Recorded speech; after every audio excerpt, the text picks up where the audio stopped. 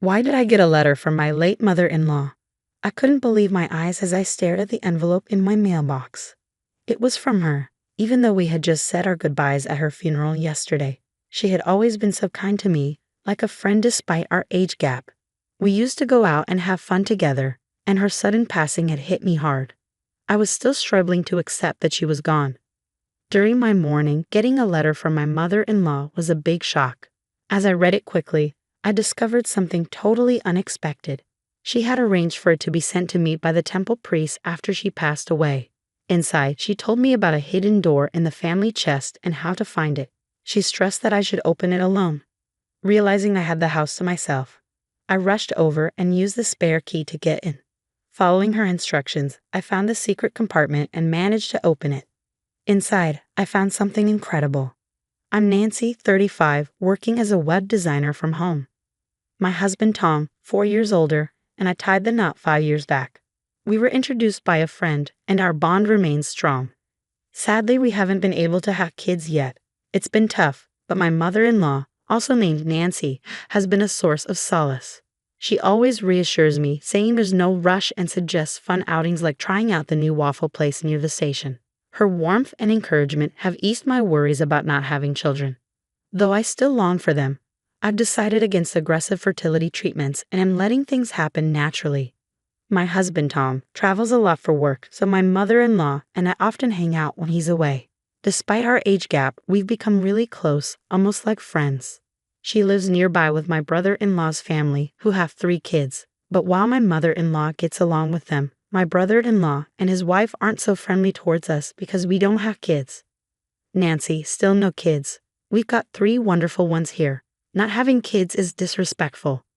You should distance yourself from your mother-in-law. Amy, my brother-in-law's wife, often taunts, with Jason, my brother-in-law, joining in with mocking remarks about Tom and me. At first, my husband and I would argue back when my brother-in-law's family made those hurtful comments. But they never listened, so we started avoiding them instead. It's frustrating how they're so rude to us, but pretend to be nice around my mother-in-law. She has no idea what they're really like. We haven't told her because we don't want her to worry unnecessarily.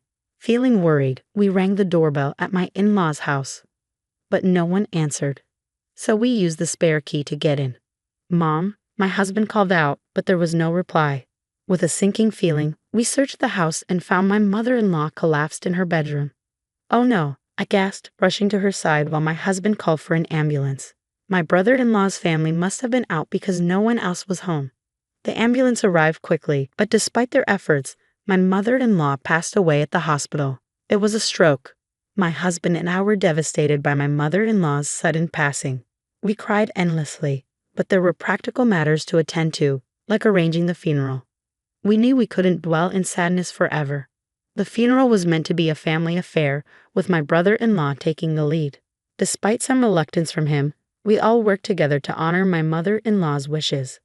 But throughout the preparations, there was a sense of unease with my brother-in-law.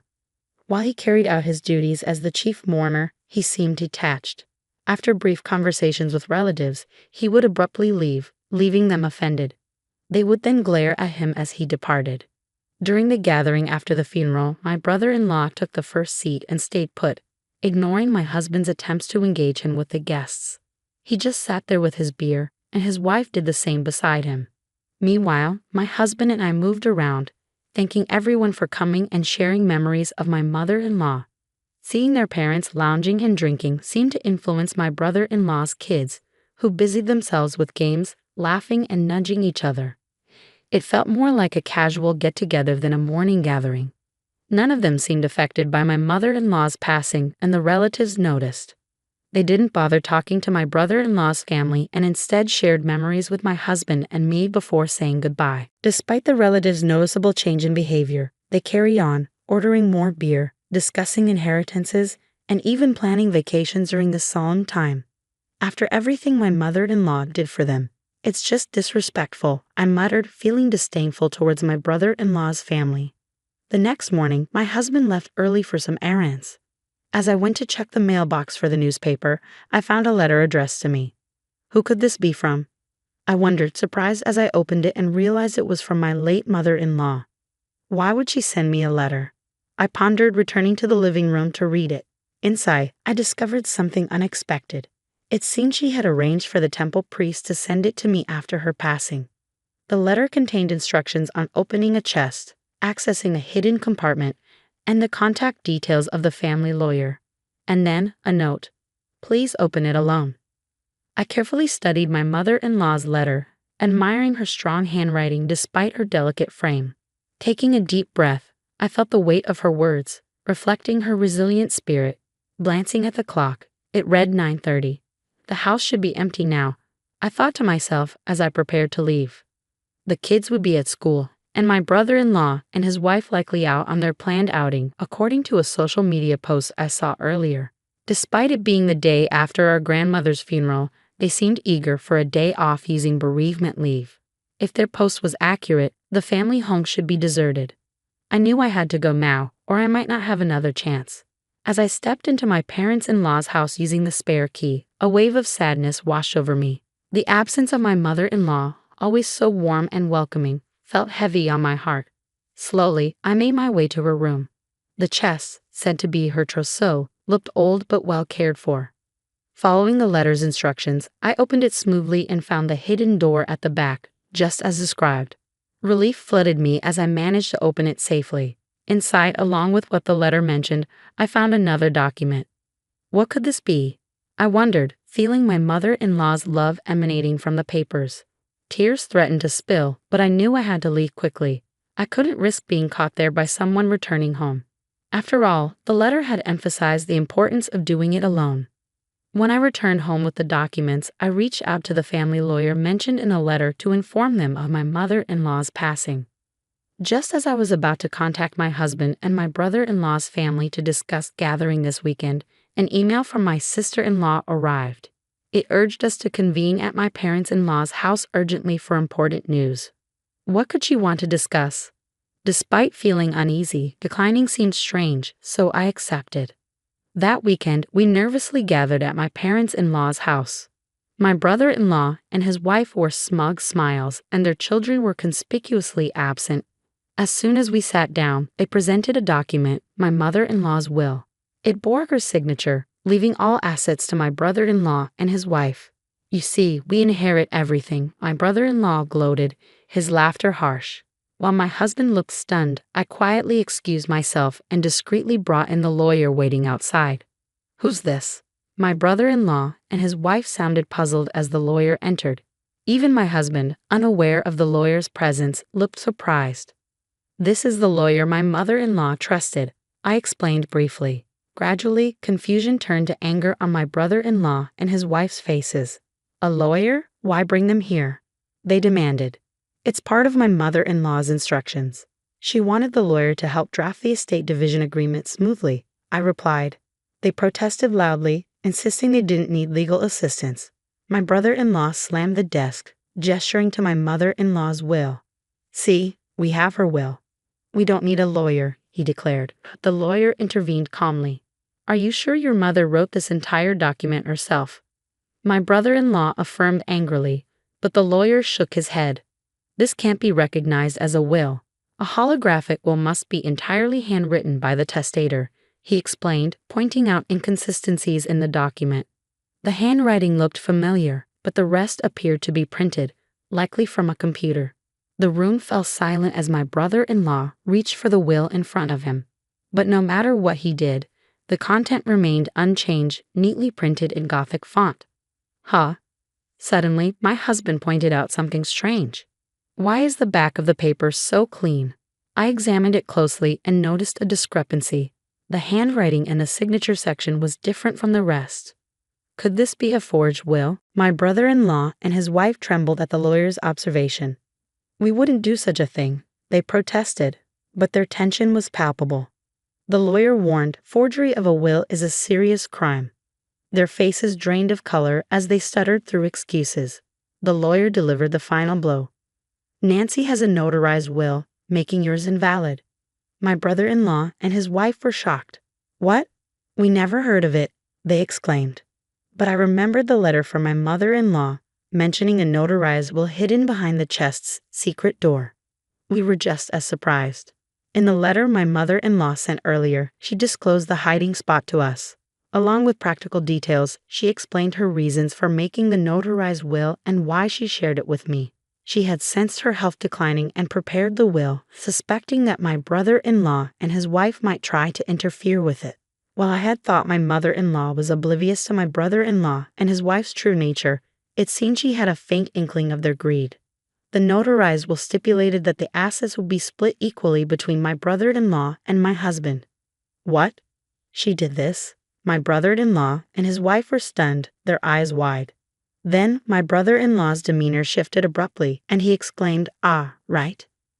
As the eldest son, I'm supposed to be the beneficiary of Mom's life insurance, aren't I?"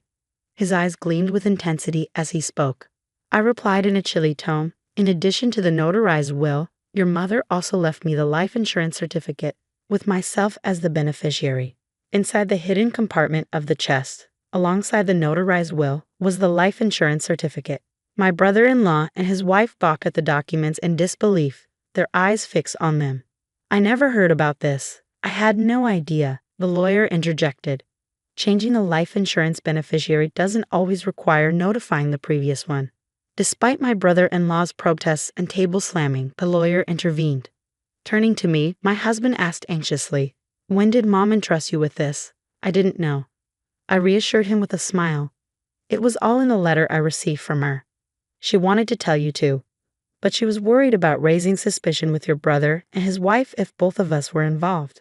So she entrusted it to me alone." "I understand.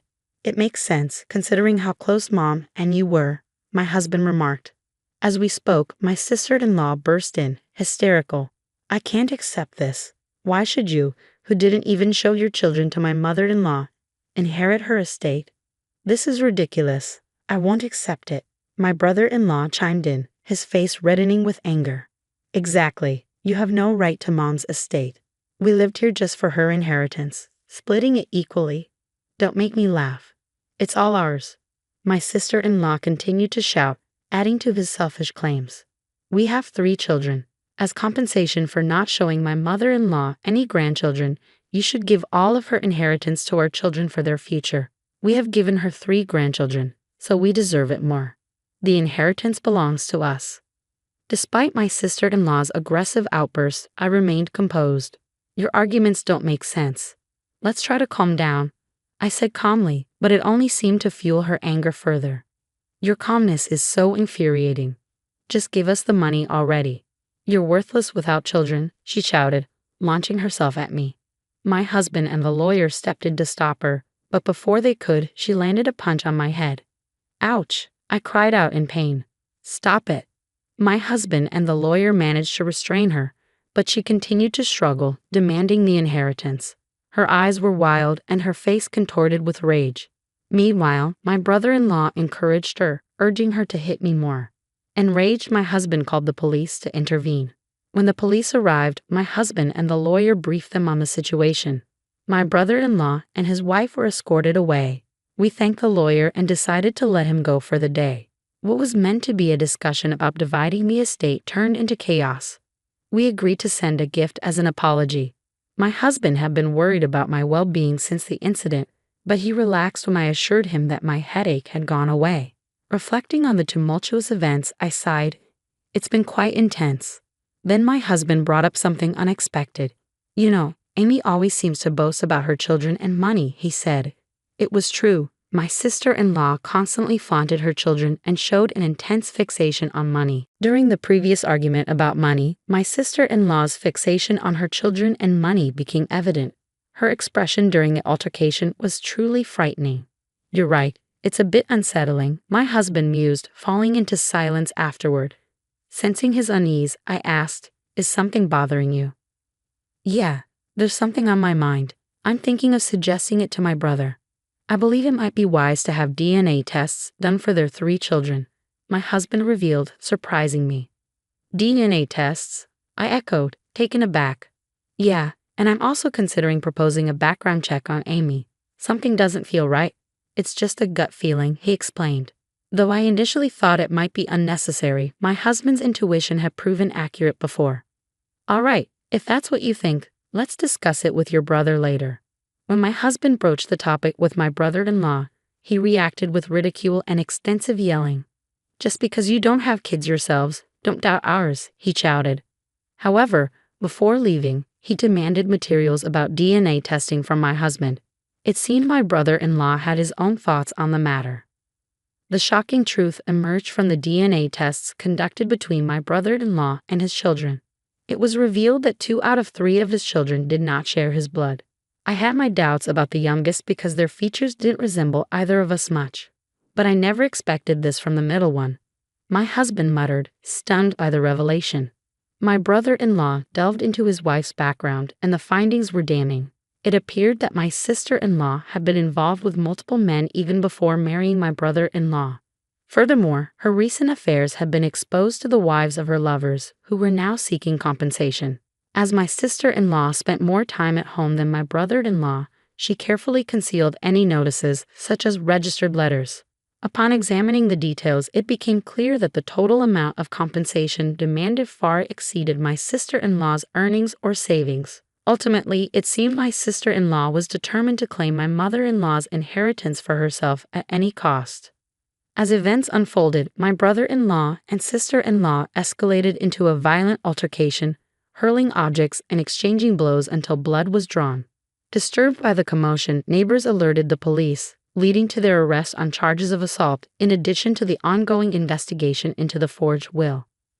Further inquiry revealed a history of theft and harassment against wealthy individuals, compounding their legal troubles.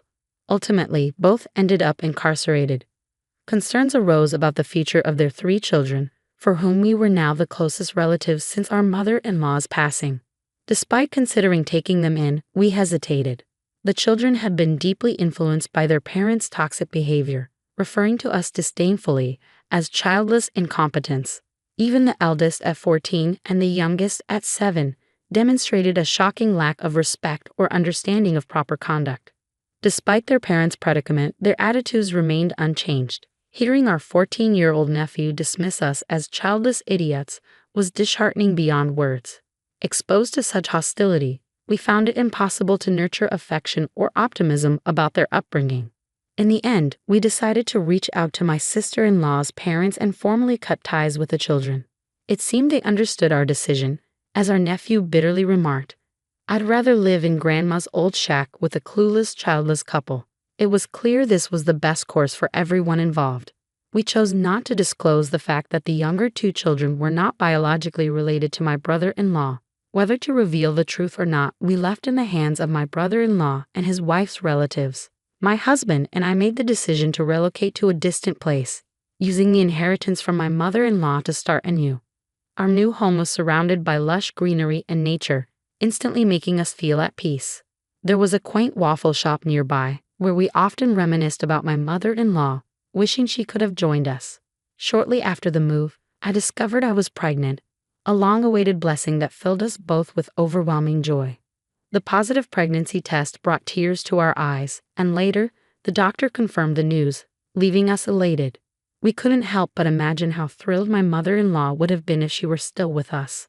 In addition to the pregnancy, the entrepreneurial venture I had been quietly planning was also progressing smoothly. My husband and I worked diligently, anticipating the arrival of our child and cherishing each day filled with happiness. Grace, you collapsed again? Unbelievable. Answer my calls, Grace. What kind of wife are you? Eric's voice blares through the phone, cutting through the ambulance sirens. I'm on my way to the hospital. I could lose the baby, I managed to say, holding back tears. The paramedics work around me, their faces focused and grim. Eric snorts on the other end. Well, we're here starving because you can't make dinner. Now you're relaxing in a hospital? Get it together. My throat tightens as I try to steady my breath. A paramedic looks at me with concern. You should focus on staying calm, ma'am. It's important for the baby. I nod, clenching my phone. Eric, I'm doing my best. This isn't about dinner. It's our child. His response is a heavy, frustrated sigh. Your best, huh? Seems like your best is just never enough. I hang up, unable to listen anymore. My heart pounds painfully in my chest, and not just from the physical strain. The paramedic shakes his head subtly. We'll be at the hospital soon. Just keep breathing. As I lie there, the thoughts of Eric's constant criticism and indifference replay in my mind like an old scratched record. Every harsh word echoes louder in the cold, confined space of the ambulance. Upon arrival at the hospital, I'm quickly wheeled into the maternity ward. Nurses move with practiced efficiency, and I catch snippets of diagnosis and concern. My OBGYN, Dr. Collins, arrives shortly after. "Grace, hang in there," she says with a calm yet urgent tone. "We're going to do everything we can to make sure both you and the baby are okay." I nod, feeling a tear slip down my cheek. "Thank you, Dr. Collins." Hours pass, marked by the beeping of monitors and the quiet hum of hospital activity. It feels surreal, a stark contrast to the chaos of my home life. Dr. Collins updates me regularly, her calm demeanor a lifeline amidst the storm within me. Eventually, the tension eases. "The baby is stable for now," she says, offering a reassuring smile, "but you need to avoid stress. It's crucial." I nod weakly, knowing how impossible that request feels with Eric at home. "I'll try, Doctor." The room grows silent once Dr. Collins leaves, except for the soft ticking of a nearby clock. I stare at it, counting the seconds, trying to slow my racing thoughts. I need to find a way out of this. My phone buzzes again, breaking the brief peace. It's a message from Eric. "Don't expect me to come. Sort yourself out." I toss the phone aside, feeling a surge of something I haven't in weeks. Anger. What kind of person can't even show up when their wife is in the hospital, risking everything for their unborn child? That anger simmers, providing a strange comfort. Maybe it's time I started thinking about what I need, what the baby needs. Not just what Eric wants. This realization hits me like a wave, both terrifying and liberating. The door creaks open, and a nurse enters with a tray of food. "Time to eat, Grace. You need your strength." I look at her, nodding. I'm not sure what my next steps will be, but one thing is clear. I need to get stronger. Strong enough to stand up for myself and my baby. Strong enough to face whatever comes next, even if that means facing Eric. I take the first bite, letting the warmth of the food seep into my bones. It's a small step, a simple action, but it feels like the beginning of something bigger, something necessary. For now, I focus on eating and breathing. The fight can wait until tomorrow. The fluorescent lights flickered above me, mimicking the flicker of emotions I felt inside. Leaning against the stark white hospital sheets, I closed my eyes, recalling a time when life seemed simpler. 2 years ago, I was one of the top marketing executives at my firm. I thrived on the rush of meetings, pitches, and late-night brainstorms. It was during one of these hectic days when I first met Eric. He wasn't always this way. Back then, he was charming and attentive, surprising me with coffee during those long nights, showering me with thoughtful gifts, and making me laugh. The memory felt distant now, almost like a dream. Losing myself in work, I hadn't seen the warning signs when our whirlwind romance led to a rushed marriage. Within a year, I was pregnant, and it became clear that my role would need to change. Eric gently suggested that I become a stay-at-home wife. "It's only until the baby arrives," he assured me, his arm around my shoulder. I agreed, believing him, and at the same time, believing in us. But as the months passed, the dynamic shifted. Eric's patience grew thinner, and his demands became relentless. This once affectionate man turned into someone colder, more critical with each passing day. "Nurse," I called, needing a voice to break my chain of thoughts. "Can I get some water?" My voice sounded weaker than I expected. "Of course, Mrs. Green," the nurse responded, smiling kindly. "Thank you," I murmured. As simple as the gesture was, it reminded me of basic decency, something Eric's behavior often lacked now. The nurse returned with a cup and placed it on the side table. "Try to rest, Mrs. Green. Stress isn't good for either of you." I nodded. "Please call me Grace." "All right, Grace," she said softly before stepping out. Her kindness was a balm, a stark contrast to what I faced daily. Eric's dismissive attitude wasn't confined to stressful moments. A week ago during a family dinner, his mother, Cheryl, pierced into me with her icy gaze. "Grace, this casserole is too salty. And don't you think you should have a better grip on household chores by now?" Before I could respond, Eric added, "Mom's right, Grace. For someone staying at home, you should be more proficient with these things by now." I had smiled tightly, swallowing the retort burning at the back of my throat. "I'm doing the best I can, Cheryl." "Well, your best needs to improve," she shot back, her eyes never leaving mine. That night, as I cleaned the dishes alone, I asked Eric why he never defended me. They're my parents, Grace. I can't just argue with them over simple things. You need to handle it better. Handle it better. His words rang in my ears as I drank the water, thinking about how far I'd fallen from that confident executive to someone who now questioned her every move. But in this sterile hospital room, something new was budding. A resolve. Dr. Collins's words about stress and the nurse's simple kindness reminded me of a life beyond Eric's control. There was a world where I could be strong again, not just for me but for my child. I knew what needed to be done. Becoming that strong, independent woman again wouldn't be easy, but this collapsing, bending, and breaking needed to end, for my baby and for myself. A knock on the door interrupted my thoughts. It was Dr. Collins, holding a clipboard.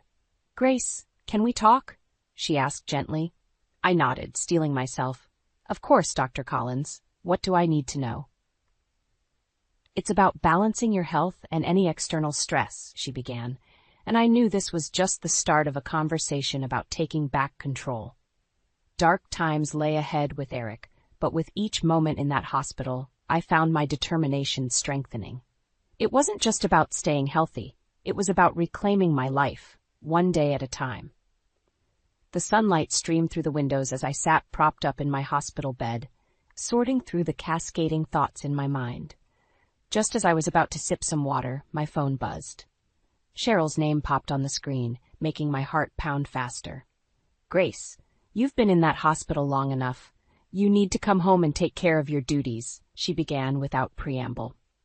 "I'm not just lying here out of choice," I replied, trying to keep my voice steady. "I need to stay here for the baby's health." "Excuses," she scoffed. "You are a useless wife to my son, and it's high time you step up. We want dinner ready when Eric gets home." The line went dead, leaving me trembling with anger. I had just endured a terrifying health scare, yet all they could think about was dinner. Suddenly, the hospital door swung open, and Eric stormed in. "Grace, what's with you ignoring mother's calls?" His face twisted with irritation. "I was resting," I said, gripping the bed rails for support. "The doctor said I need to avoid stress." "You're stressed? What about me, Grace? I'm the one working all day to support us." "You think I don't work?" I shot back, surprising myself with the sharpness of my tone. "I just expect," Eric began, but he stopped mid-sentence as Cheryl swept into the room, her face a mask of cold fury. "Really, Grace? Making excuses to avoid your responsibilities?" She turned to Eric. "Your father and I never had these issues. We raised you with discipline, not laziness." I clenched my fists. "I'm doing the best I can, Cheryl. I'm carrying your grandchild, remember?" Cheryl snorted. "Carrying a child is no excuse. Women have been doing it forever without causing such a scene." Eric looked at me, his eyes void of any sympathy. "Mom's right. You need to pull yourself together." This was the family dynamic I suffered through daily, unyielding and often merciless. But today it felt different. Something inside me shifted. These people, all their criticisms and commands, they no longer had the power they once wielded over me. "You're right. I do need to pull myself together," I said, my voice firm. "For myself and this baby. Because this situation," I gestured around the sterile room, "is not working." Eric and Cheryl both stared at me, stunned. "Grace, don't make things harder on yourself," Cheryl warned, her voice dripping with disdain. "Harder on myself?" I laughed bitterly. "I'm barely surviving this as it is." Cheryl turned to Eric. "See, this is what you get for marrying someone so weak." "That's enough, Cheryl." The words came out harsher than I intended, but I didn't care anymore. "You've both said your piece. Now, leave me alone." Eric's eyes narrowed. "Don't push it, Grace." I met his gaze and didn't flinch. "Get out, Eric. I need rest, and you're not helping." They finally walked out, leaving me in the suffocating silence of the room. The door clicked shut, and for the first time, I exhaled a breath I didn't know I was holding. The realization washed over me. I couldn't continue like this. This wasn't living. I knew I needed an exit strategy. My mind flashed back to a happier time when I had friends and allies, people who cared. Maybe, just maybe, there was someone who could help pull me out from this abyss. It was time to reach out, to find the strength I'd buried for so long. The nurse shifted the curtains, letting in the morning light. I sat up, adjusting the pillows behind me. My body ached, but determination filled my veins. I needed a way out, and every second brought me closer to reaching out for help. The door cracked open. I expected another nurse, but in walked a blast from my past, Ally. Her hair was shorter now, and she looked more confident than ever, but those piercing blue eyes were unmistakable. "Grace?" she asked, her face a mixture of surprise and concern. I blinked, feeling a rush of emotions.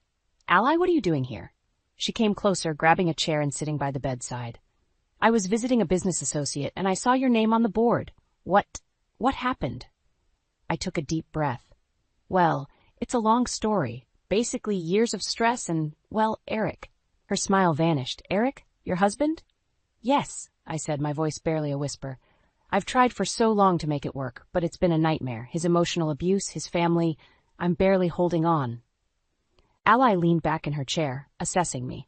"That doesn't sound like the Grace I knew. The Grace I knew was a powerhouse." My eyes welled up with tears. "I don't feel like a powerhouse anymore." "Well," she said firmly, "it's never too late to change that. How serious is your health?" "The baby's stable for now," I explained, "but I need to avoid stress." "And Eric's not making that easy, is he?" she asked, already knowing the answer. "No, he isn't." Ally nodded thoughtfully. "Grace, what if I told you that you don't have to go back to that life? I can help you start over." Her words felt like a lifeline. "What do you mean?" "I have an apartment downtown," Ally said. "It's empty and you can stay there rent-free. It's a fresh start." My mind raced. Wouldn't it be too much trouble? "Not at all," Ally assured me. "You focus on your health and the baby. We can take it from there." The relief was overwhelming, but realistic worries clouded my mind. Eric would never let me go easily. "What about Eric?" Ally's face turned serious. "We'll deal with him. For now, you need to get better." She pulled out her phone, scrolling through her contacts. "I know someone who specializes in family law. He can help you with whatever you need to do next." Each word she spoke felt like another piece of armor being placed around me. For the first time in months, I felt something akin to hope. "Why are you doing this for me, Ally?" "We've been through a lot, Grace," she replied. "You've always been there for me. Now it's my turn to help you.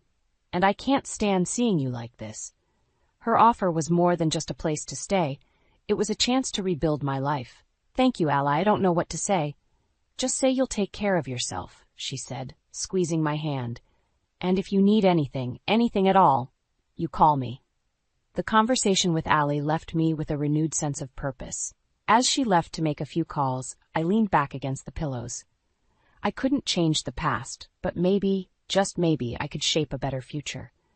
I had much to think about, but one thing was clear. I wasn't alone in this fight anymore. I had Ally, and with her support, I might just find a way to reclaim my life and protect my baby. A few days after being discharged from the hospital, I found myself in Ally's downtown apartment. It was small but warm and cozy, a world apart from the cold, tension-filled atmosphere of my home with Eric. I settled into the couch, feeling a strange combination of relief and anxiety. Ally bustled around, unpacking groceries she had brought. "You need to rest, Grace. Let me handle this." "Thank you. I don't know what I'd do without you," I said sincerely. "You'll do just fine," she replied with a reassuring smile. "We need to talk, though, about the plan." The seriousness in her tone made my heart beat faster. "What do we need to do?" Ally handed me a slip of paper. "This is the contact information for a great family lawyer I know. His name is Mark Jensen. He's got a reputation for handling messy divorces." I took the paper, feeling its weight. This was a significant step. "When should I call him?" Ally looked at me, her eyes fierce. "The sooner, the better. Eric isn't going to let you go easily. You need legal protection." I nodded, understanding the gravity of her words. "You're right. I'll call him tomorrow." The next day, as planned, I dialed the number on the paper. Mark's assistant answered, and soon I was connected to the lawyer himself. "Grace, I've been briefed by Ally about your situation," Mark said, his voice calm and professional. "I want you to know that you have options." "I don't want a drawn-out fight," I stammered, fear creeping into my voice. "Understandable," he replied, "but we need to ensure you and your baby are safe. Document everything, every threat, every act of aggression." I shivered, the memories flooding back. "Okay, I'll do that." "We'll also file for a restraining order if necessary," Mark continued, "and I'll guide you through the divorce process. You're not alone, Grace." After hanging up, I felt a tiny spark of hope. Maybe, just maybe, things could get better. Days turned into weeks, and I slowly settled into a semblance of a new routine. Ally visited often, and her daughter Hannah dropped by with thoughtful gifts for the baby. One evening, I decided to open up to Hannah about Eric. "Eric's not who you think he is?" I began cautiously. Hannah frowned, her eyes narrowing. "What do you mean?" I took a deep breath. "He's been emotionally abusive. His family, too. I can't live like that anymore." Hannah's face hardened. "I work with him, you know. He's not exactly kind there either, but I never knew it was this bad." I nodded, feeling a bond forming. "I'm glad you know now." Hannah's eyes flashed with determination. "I can keep an eye on him, let you know if he's planning anything." "Thank you. That would mean a lot," I said, feeling a surge of gratitude. Over time, Hannah's updates about Eric became a crucial part of my strategy. She reported his growing frustration at work, his dismissive attitude towards colleagues, and the whispers of a possible demotion due to his behavior. Each piece of information was another brick in the wall I was building to protect myself. One afternoon, I received a call from Mark. "Grace, I filed the initial divorce papers. Eric will be served soon. Be prepared for his reaction." My heart pounded. What should I expect? He'll likely be angry, but remember, you're doing this for your safety and your baby's future. "Stay strong," Mark counseled. Ally arrived shortly after, sitting beside me on the couch. "Whatever happens next, you have support. We're in this together." I squeezed her hand, feeling the truth in her words. The battle was far from over, but I was no longer the same scared woman in the hospital. I was stronger now, surrounded by people who believed in me. As I held my growing belly, I whispered, "We're going to be okay. We have to be." In that moment, I knew I had already made the most pivotal move towards reclaiming my life. The road ahead was daunting, but I was ready to face it, step by cautious step, surrounded by newfound allies and an unyielding resolve. I was at my weekly checkup at the hospital, waiting for Dr. Collins when the door burst open. Eric stormed in, his eyes wild and angry. He hadn't made contact since the divorce papers were served. I had hoped he'd stay away, but deep down I knew better. "What the hell do you think you're doing, Grace?" he barked, marching up to the examination chair, his face inches from mine. "You think you can just walk out and take my child with you?" My heart pounded in my chest. "Eric, please, calm down. This is a hospital." "Calm down?" he shouted, his voice echoing in the small room. "You're trying to ruin my life." Before I could respond, Dr. Collins entered, eyes wide. "Excuse me, sir. You can't barge in here like this." Eric turned on her, finger pointing. "This is between me and my wife." I stood up, facing him. "No, Eric, it's about me and my baby, and you need to leave." His eyes narrowed, his face contorting with rage. "You think you can do this? You think you can just leave me and everything will be fine?" Suddenly, the door swung open again. Hannah stepped in, glaring at Eric. "Back off, Eric." "What the hell are you doing here?" Eric spat, his anger shifting to her. Hannah crossed her arms. "Protecting Grace. If you don't leave right now, I'll call the police." Eric's face turned red with fury. "You're just as deluded as she is. This was a mistake from the start." "Eric, get out," I said, my voice quivering but firm. "I've hired a lawyer. We're getting a divorce." He looked at me, stunned for a moment, then laughed bitterly. "You'll come crawling back once this fantasy of yours crumbles." Hannah stepped closer to Eric, her voice dangerously low. "Get out, now!" Eric finally seemed to grasp the seriousness of the situation. He glanced between us, his teeth clenched in anger. "You'll regret this, Grace." As he stormed out, slamming the door behind him, I sank back into the chair, shaking. Hannah sat beside me, placing a comforting hand on my arm. "You did the right thing, Grace." Dr. Collins nodded, her face a mask of concern. "Do you want me to call security? Make sure he doesn't come back?" I shook my head, trying to steady my breath. "No, it's okay. He's gone for now." Hannah looked at me, her eyes soft with sympathy. "Are you all right?" I managed a nod. "I think so. Thank you, Hannah." "We're in this together, remember?" she said, squeezing my hand. Dr. Collins finished the checkup, assuring me that the baby was fine. But the encounter with Eric left a lingering tension in the air. As Hannah and I left the hospital, she turned to me. "Now's the time to stand firm. Don't let him intimidate you." "I know," I said, my voice more confident than I felt. "I can't go back. Not now." Hannah smiled, a fierce glint in her eyes. "And you won't. We'll make sure of it." As we got into the car, a new determination settled over me. Eric's reaction didn't surprise me, but it did remind me of just how far I'd come and how much farther I still had to go. The road ahead was uncertain, but I wasn't walking it alone. With Hannah, Ally, and the support of my new allies, I felt a flicker of hope. The fight for my freedom had only just begun, but with every step, I grew stronger, more resolved. I was ready to face whatever came next, knowing that this time, I had the strength and support to stand my ground. It had been a week since Eric's outburst at the hospital, and I had finally started to feel a semblance of peace in Ally's apartment. My morning was quiet until my phone buzzed with a call from Ally. "Grace, turn on the local news," she said, her voice urgent. I fumbled for the remote, switching on the TV just in time to see Eric's face plastered on the screen. Local businessman Eric Green faces allegations of workplace harassment and creating a hostile environment. Reliable sources indicate a demotion is imminent, the reporter explained. My heart raced. I could hardly believe what I was hearing, but a sense of vindication washed over me. Ally's voice interrupted my thoughts. "You see that? He's getting what he deserves." "How did this happen?" I asked, still in shock. "Hannah, she gathered evidence, reported it. She knew the right people to make sure it didn't get swept under the rug," Ally explained.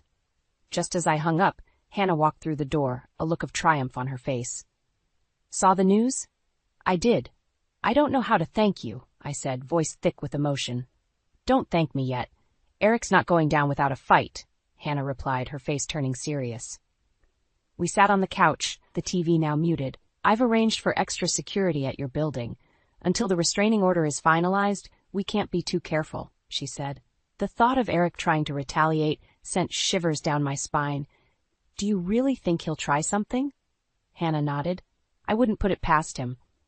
But you're not alone. We've got your back." I took a deep breath, feeling the weight of the situation, but also the strength of my support system. I'm ready for whatever comes. Hannah's phone buzzed, and she glanced at it, frowning. "It's him. He's been calling, leaving threats." I grabbed her wrist. "What kind of threats?" She looked at me, eyes filled with concern. "Saying he'll make sure you regret leaving him. He's desperate, Grace." I closed my eyes, anger replacing my fear. "Let him try. I'm done being scared of him." The next few days were tense. Everywhere I went, I felt the shadow of Eric lurking, but I refused to let it control me. Ally and Hannah were relentless in their support, staying close and checking in frequently. One evening, Mark called, his tone somber. "Grace, we need to talk. Eric's lawyer reached out. He's going to fight the divorce hard, especially for custody." Of course he would. What do? We prepare, gather all evidence of his abuse, his threats. We build your case solid, Mark advised.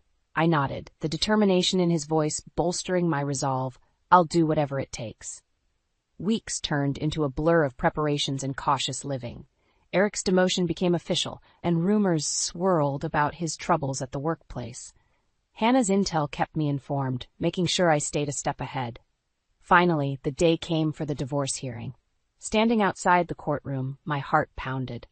Ally held my hand, her presence a steadying force. "You've got this, Grace. Show them the strong woman you are," she whispered. As we walked into the courtroom, Eric's glare bore into me. He looked disheveled, his arrogant demeanor now marred by desperation. I stood tall, ready to face him. The proceedings were arduous, but Mark was relentless, presenting every piece of evidence we had meticulously collected. Eric's lawyer tried to paint me as unstable and unfit, but the truth was undeniable. At the end of it all, the judge ruled in my favor. Eric's abusive behavior, his threats, the hostile work environment, all weighed too heavily against him. As I walked out, I felt a weight lift off my shoulders. Eric's defeat was a victory not just for me, but for my unborn child. I had fought, and I had won. But most importantly, I had reclaimed my life, ready to start anew. The day I left the courthouse felt surreal. The fight was over, and I had won. And yet the future felt like an unknown expanse, stretching out before me. I returned to Ally's apartment, my temporary sanctuary, feeling both relieved and uncertain. A few weeks later, I was sitting in Ally's office, now officially part of her team. I was grateful for the job and the chance to rebuild my life. It felt good to use my skills again and to be surrounded by supportive faces. Ally walked in, holding a tiny blue onesie. "For the little guy," she said, handing it to me. I smiled, running my fingers over the soft fabric. "Thank you, Ally. You've done so much for us." Your family, Grace. And speaking of family, she hesitated, then continued, I want you to meet someone.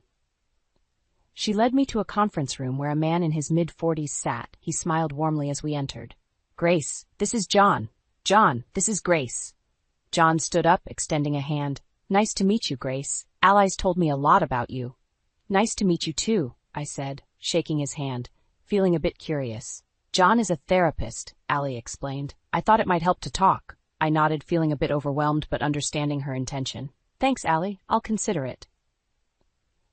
As I walked back to my apartment that evening, I felt a mixture of gratitude and doubt. Could I really put all this behind me? Months passed, and my life began to stabilize. I worked hard, focusing on my pregnancy and my new job. Hannah stayed close, her friendship becoming a beacon of light in my chaotic world. One afternoon, Ally called me into her office. Grace, I have an offer for you. What is it? I asked, curious. She handed me a folder, an opportunity to lead a new project, something I think you'll excel in. I opened the folder and scanned the details. It was a challenging project, but also a chance to prove myself once more. I don't know what to say. Say yes, Ally smiled. You deserve this. All right, I said, feeling a surge of excitement. Yes. As I left her office, my phone buzzed. It was a text from Hannah. Can you meet me at the park? I have news. I hurried over, finding her sitting on a bench, looking excited. What's up? She grinned. Eric got fired today. They finally had enough of his behavior.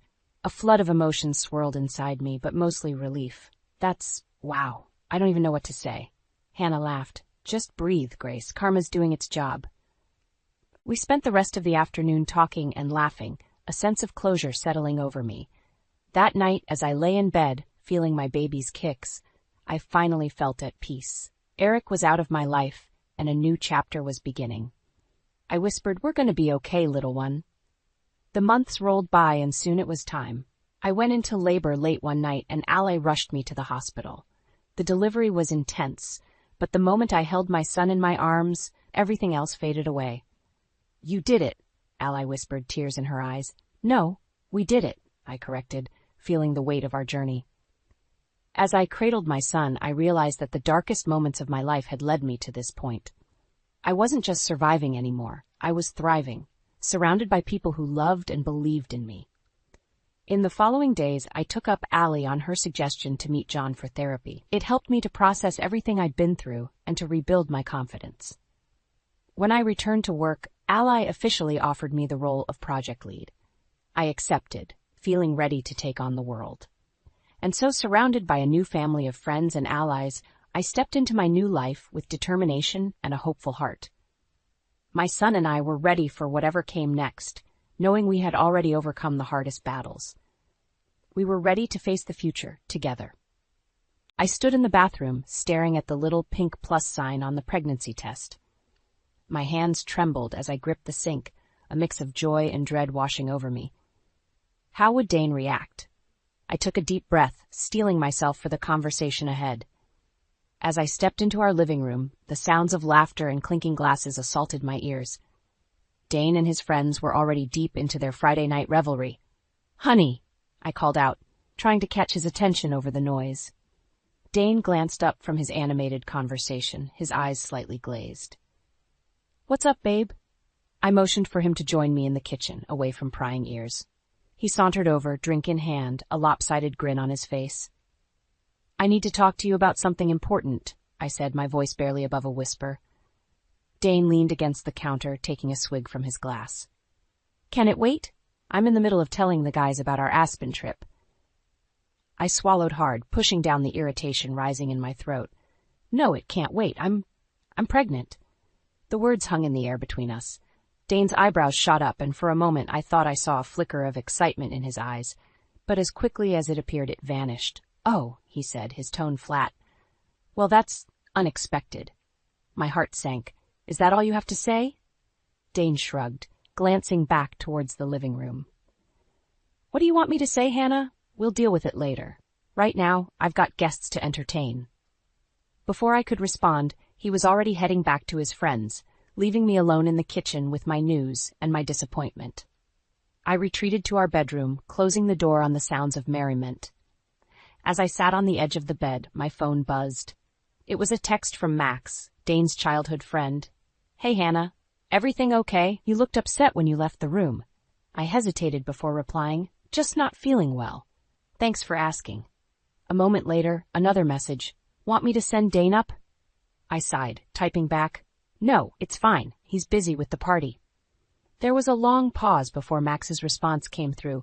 You know, if you ever need to talk. I stared at the screen, a lump forming in my throat.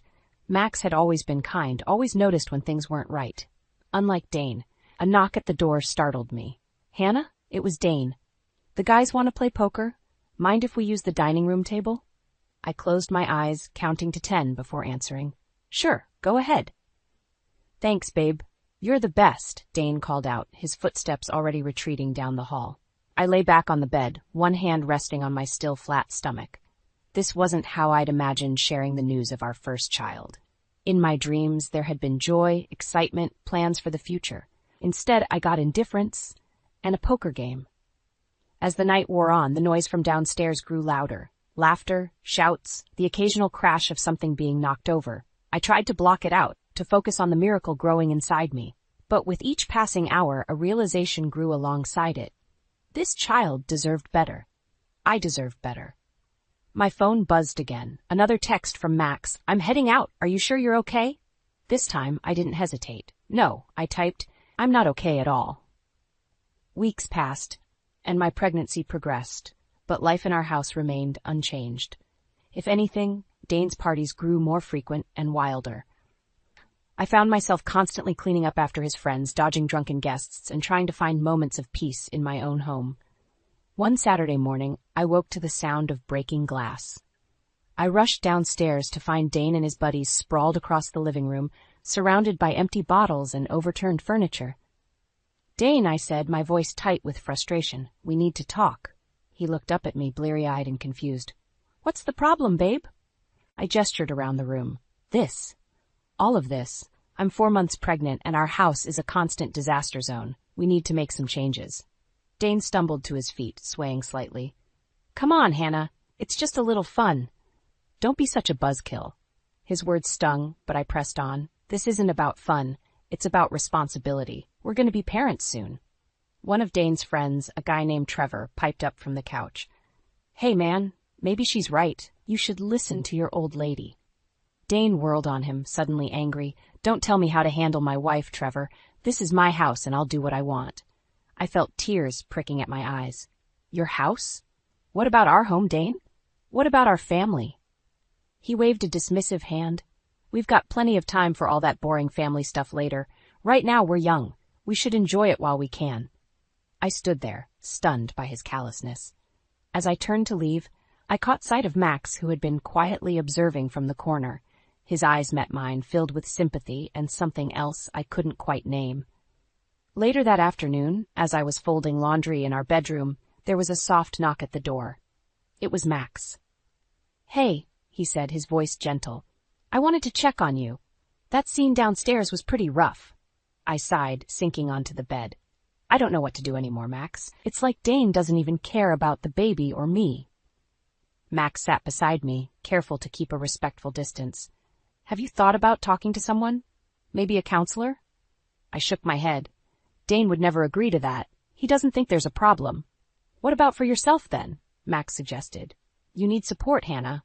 This isn't healthy for you or the baby. As I considered his words, we heard a commotion from downstairs. Dane's voice rang out, loud and slurred. Hey, everyone, who's up for a pool party? I groaned, burying my face in my hands. I can't do this anymore, Max. I just can't. He placed a comforting hand on my shoulder. You don't have to. Listen, I know it's not my place, but I care about you, Hannah.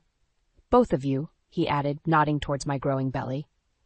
If you need a place to stay, to clear your head, my guest room is always open.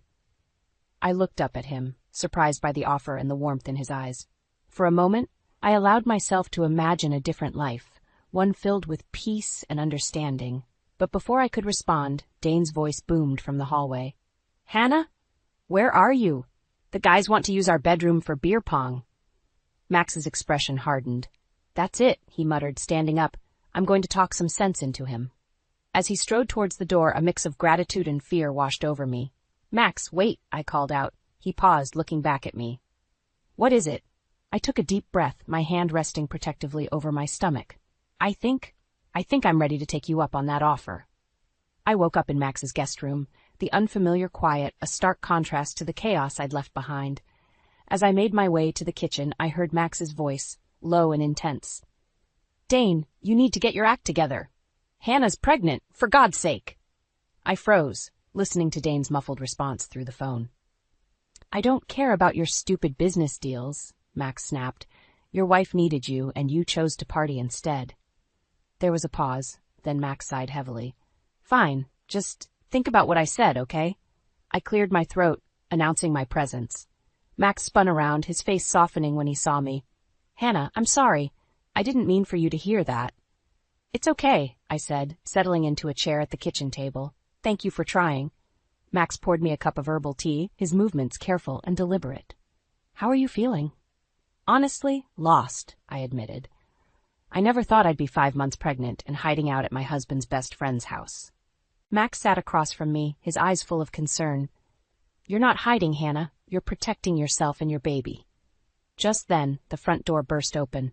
Dane stumbled in, reeking of alcohol and cigarettes. There you are, he slurred, pointing an accusing finger at me. What the hell, Hannah? You can't just leave like that. I stood up, instinctively placing a hand over my swollen belly. Dane, you're drunk. Go home. He lurched forward, but Max stepped between us. Back off, Dane. You're not thinking straight. Dane's face contorted with rage. Oh, I see how it is. You two sneaking around behind my back, huh? It's not like that, I protested, but Dane was beyond reason. He shoved Max hard, sending him stumbling backward. Some friend you are stealing my wife. Max regained his balance, his voice low and dangerous. Nobody's stealing anyone, Dane. Hannah came here because she felt unsafe in her own home, because of you. Dane's eyes widened, a flicker of shame crossing his face before anger took over again. You don't know anything about our marriage. I know enough, Max replied calmly. I know that Hannah deserves better than what you've been giving her. Dane lunged at Max, his fist connecting with Max's jaw. I screamed as the two men grappled, knocking over chairs and slamming into walls. Stop it, I yelled, tears streaming down my face. Both of you, just stop. They froze, chests heaving, staring at each other with a mixture of anger and regret. This is exactly why I left, I said, my voice shaking. I can't live like this anymore, Dane. I won't bring our child into this chaos. Dane's shoulders slumped, the fight draining out of him. Hannah, I'm sorry. I'll do better, I promise. I shook my head, years of disappointment and broken promises weighing heavily on me. It's too late for that, Dane. I need more than empty words. Max touched his split lip gingerly, watching us with a guarded expression. What do you want to do, Hannah? I took a deep breath, feeling the baby kick as if in encouragement. I want a divorce. The words hung in the air, heavy with finality. Dane's face crumpled, a mix of shock and despair. You can't mean that, he whispered. We're having a baby. Yes, we are, I said, my resolve strengthening. And that's why I have to do this. Our child deserves better than what we've become. As Dane stumbled out, defeated and dazed, I turned to Max. His eyes met mine, filled with a complex mixture of emotions. What now? He asked softly. I squared my shoulders, feeling a strange sense of calm wash over me. Now, I start over, for me and for my baby. The weeks following my decision to divorce Dane were a whirlwind of emotions and practical challenges. I'd moved back into our house, while Dane stayed with a friend. The silence was both a relief and a reminder of how much had changed. One afternoon, as I sorted through our shared belongings, my phone buzzed with a text from Max. How are you holding up? Need any help? I smiled, grateful for his constant support. I'm okay, just packing up memories. Want some company? I can bring coffee and a sympathetic ear. I hesitated, then replied, That would be nice, thanks. An hour later, Max arrived, 2 steaming cups in hand. As we sat on the living room floor, surrounded by boxes, I felt a wave of gratitude wash over me. I don't know how I would have gotten through this without you, Max, I said softly. He smiled, his eyes warm. You're stronger than you think, Hannah. You would have found a way. As we talked, I found myself opening up about my fears and hopes for the future. Max listened intently, offering gentle advice and reassurance. You know, he said, being a single parent isn't easy, but it's not impossible. Look at me and Sarah, we manage. I nodded, thinking of Max's adorable 5-year-old daughter. "You're an amazing father, Max. I hope I can be half as good a mother." He reached out, squeezing my hand. "You will be, I have no doubt." The moment was interrupted by the sound of a key in the lock. Dane burst in, his eyes wild and bloodshot. "What the hell is this?" he shouted, glaring at our joined hands. I jumped to my feet, heart racing. "Dane, it's not what you think. Max was just helping me pack." Dane sneered, his words slurring slightly.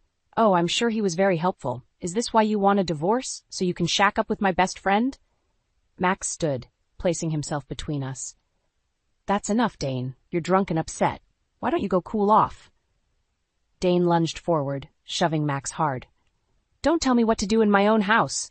I stepped back, fear coursing through me. "Dane, please, think about the baby. You're scaring me."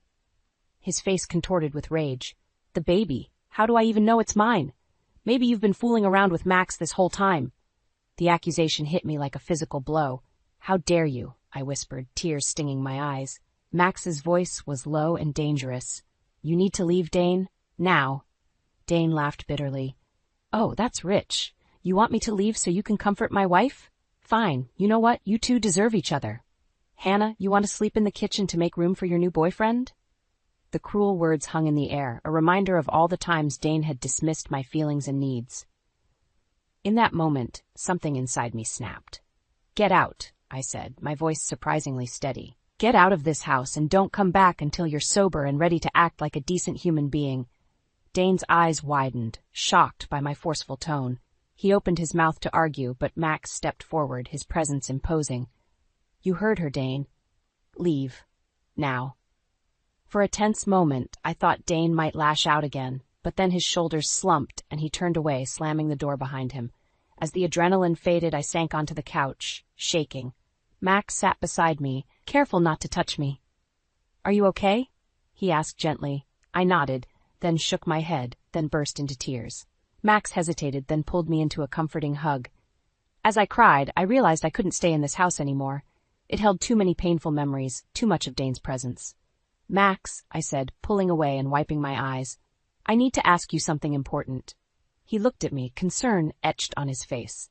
"Anything, Hannah." I took a deep breath. "Do you still have that spare room available?"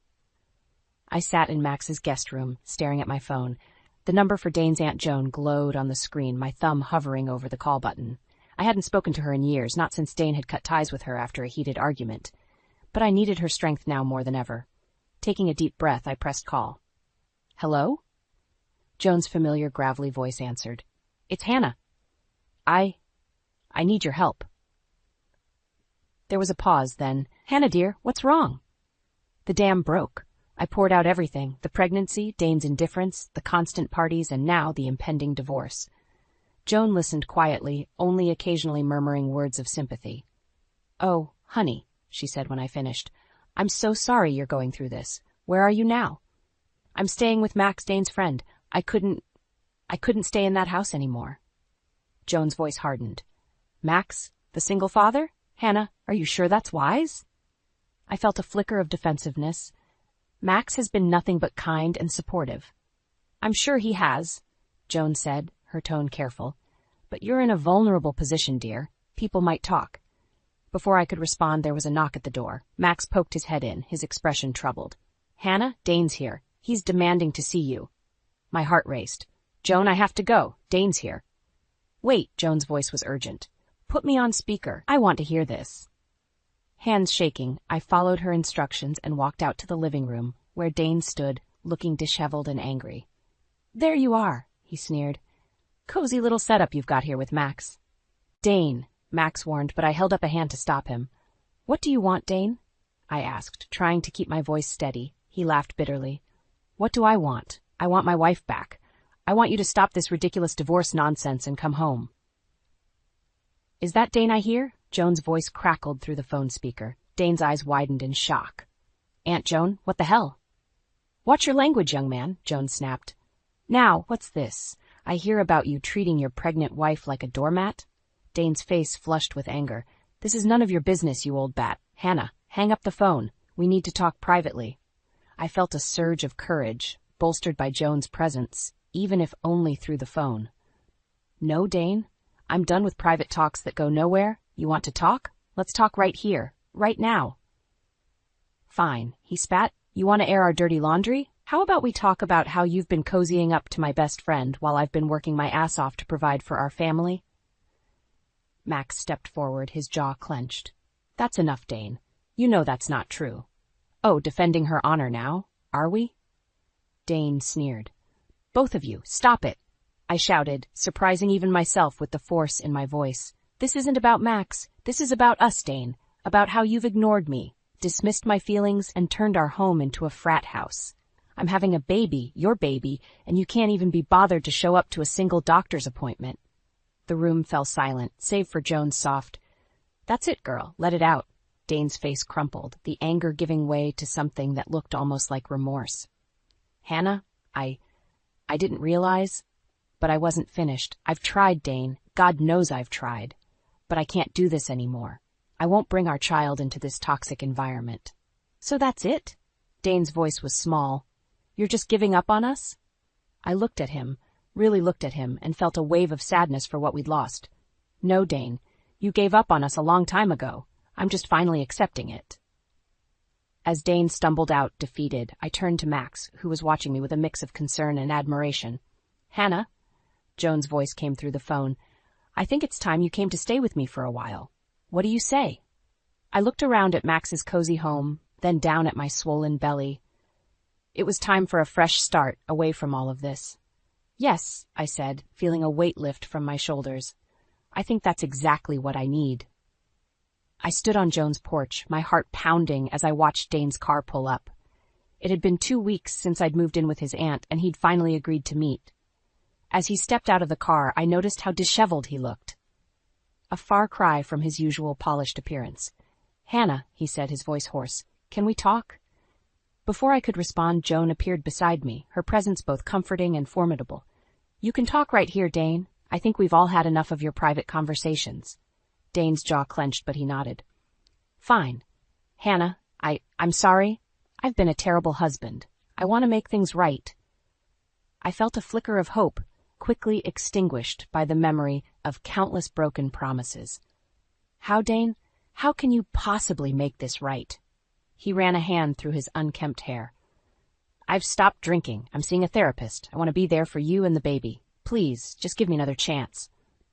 I wavered, torn between my lingering feelings for him and the pain he'd caused. Joan, sensing my hesitation, stepped forward. That's all well and good, Dane, but actions speak louder than words. Why don't you come inside and we can discuss this like adults? As we settled in Joan's living room, the tension was palpable. Dane kept glancing at me, his eyes pleading. Just as Joan was about to speak, the front door burst open. Party's here. A group of Dane's friends stumbled in, clearly drunk.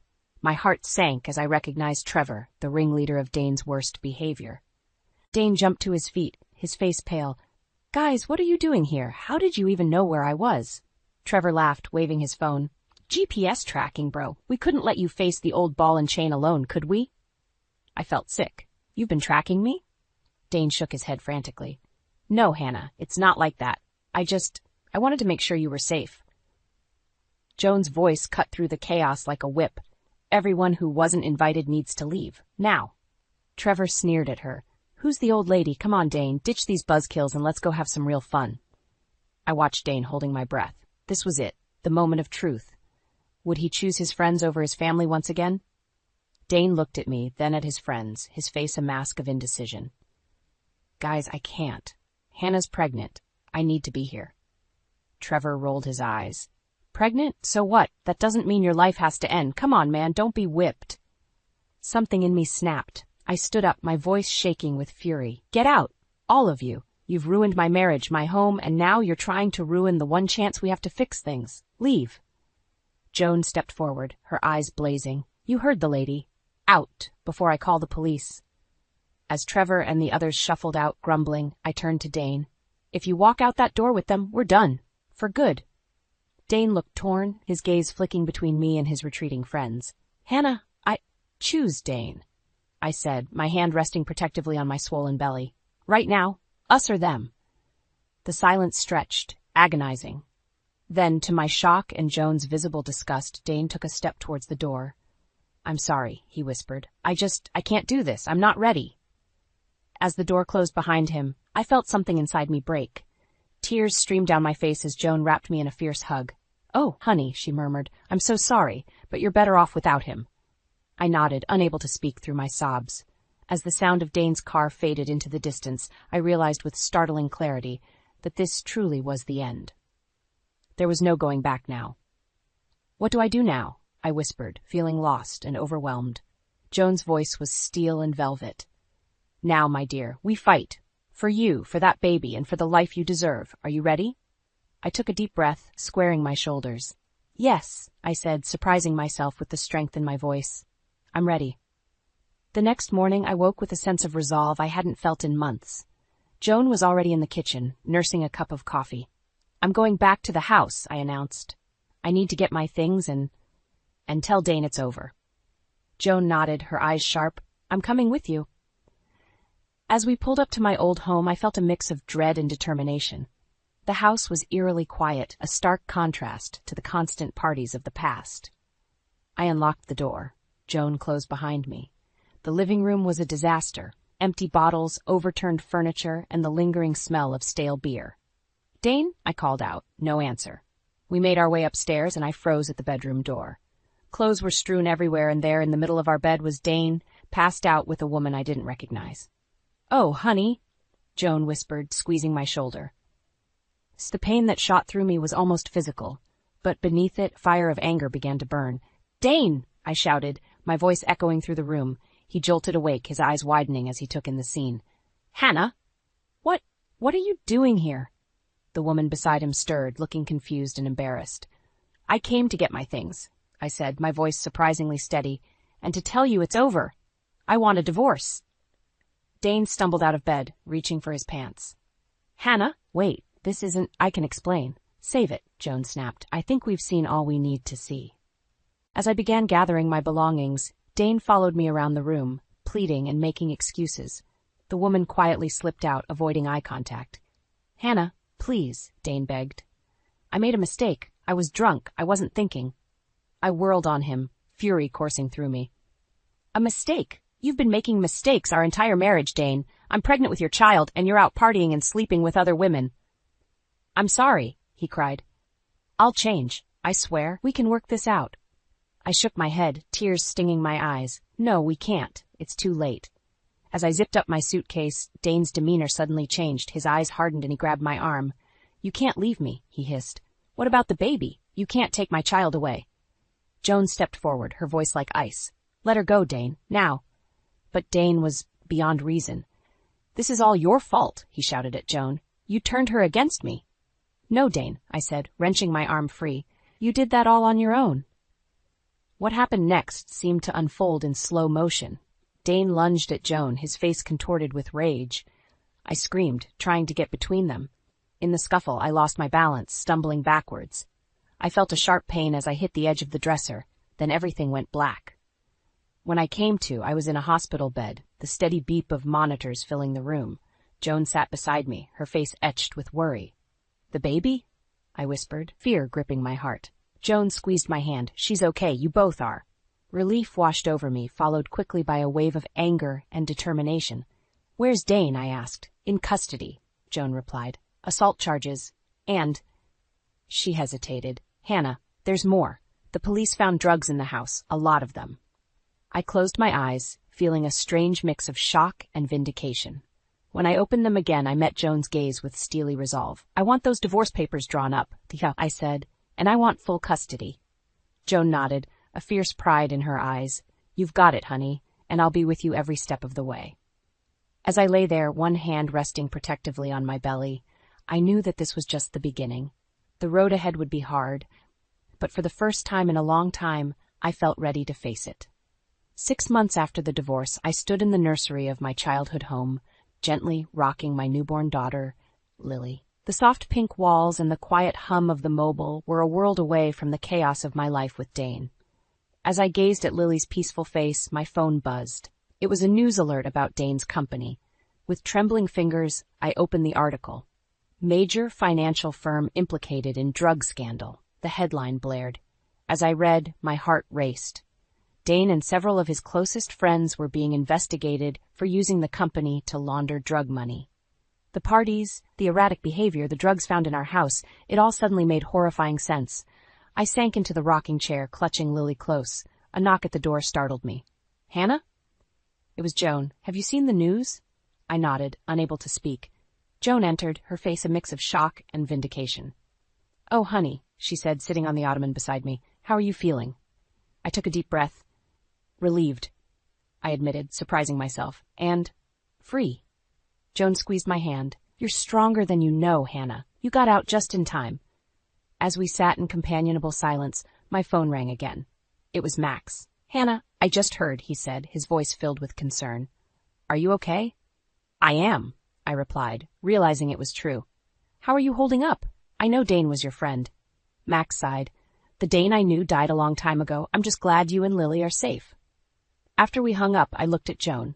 "I need to do something. Can you watch Lily for an hour?"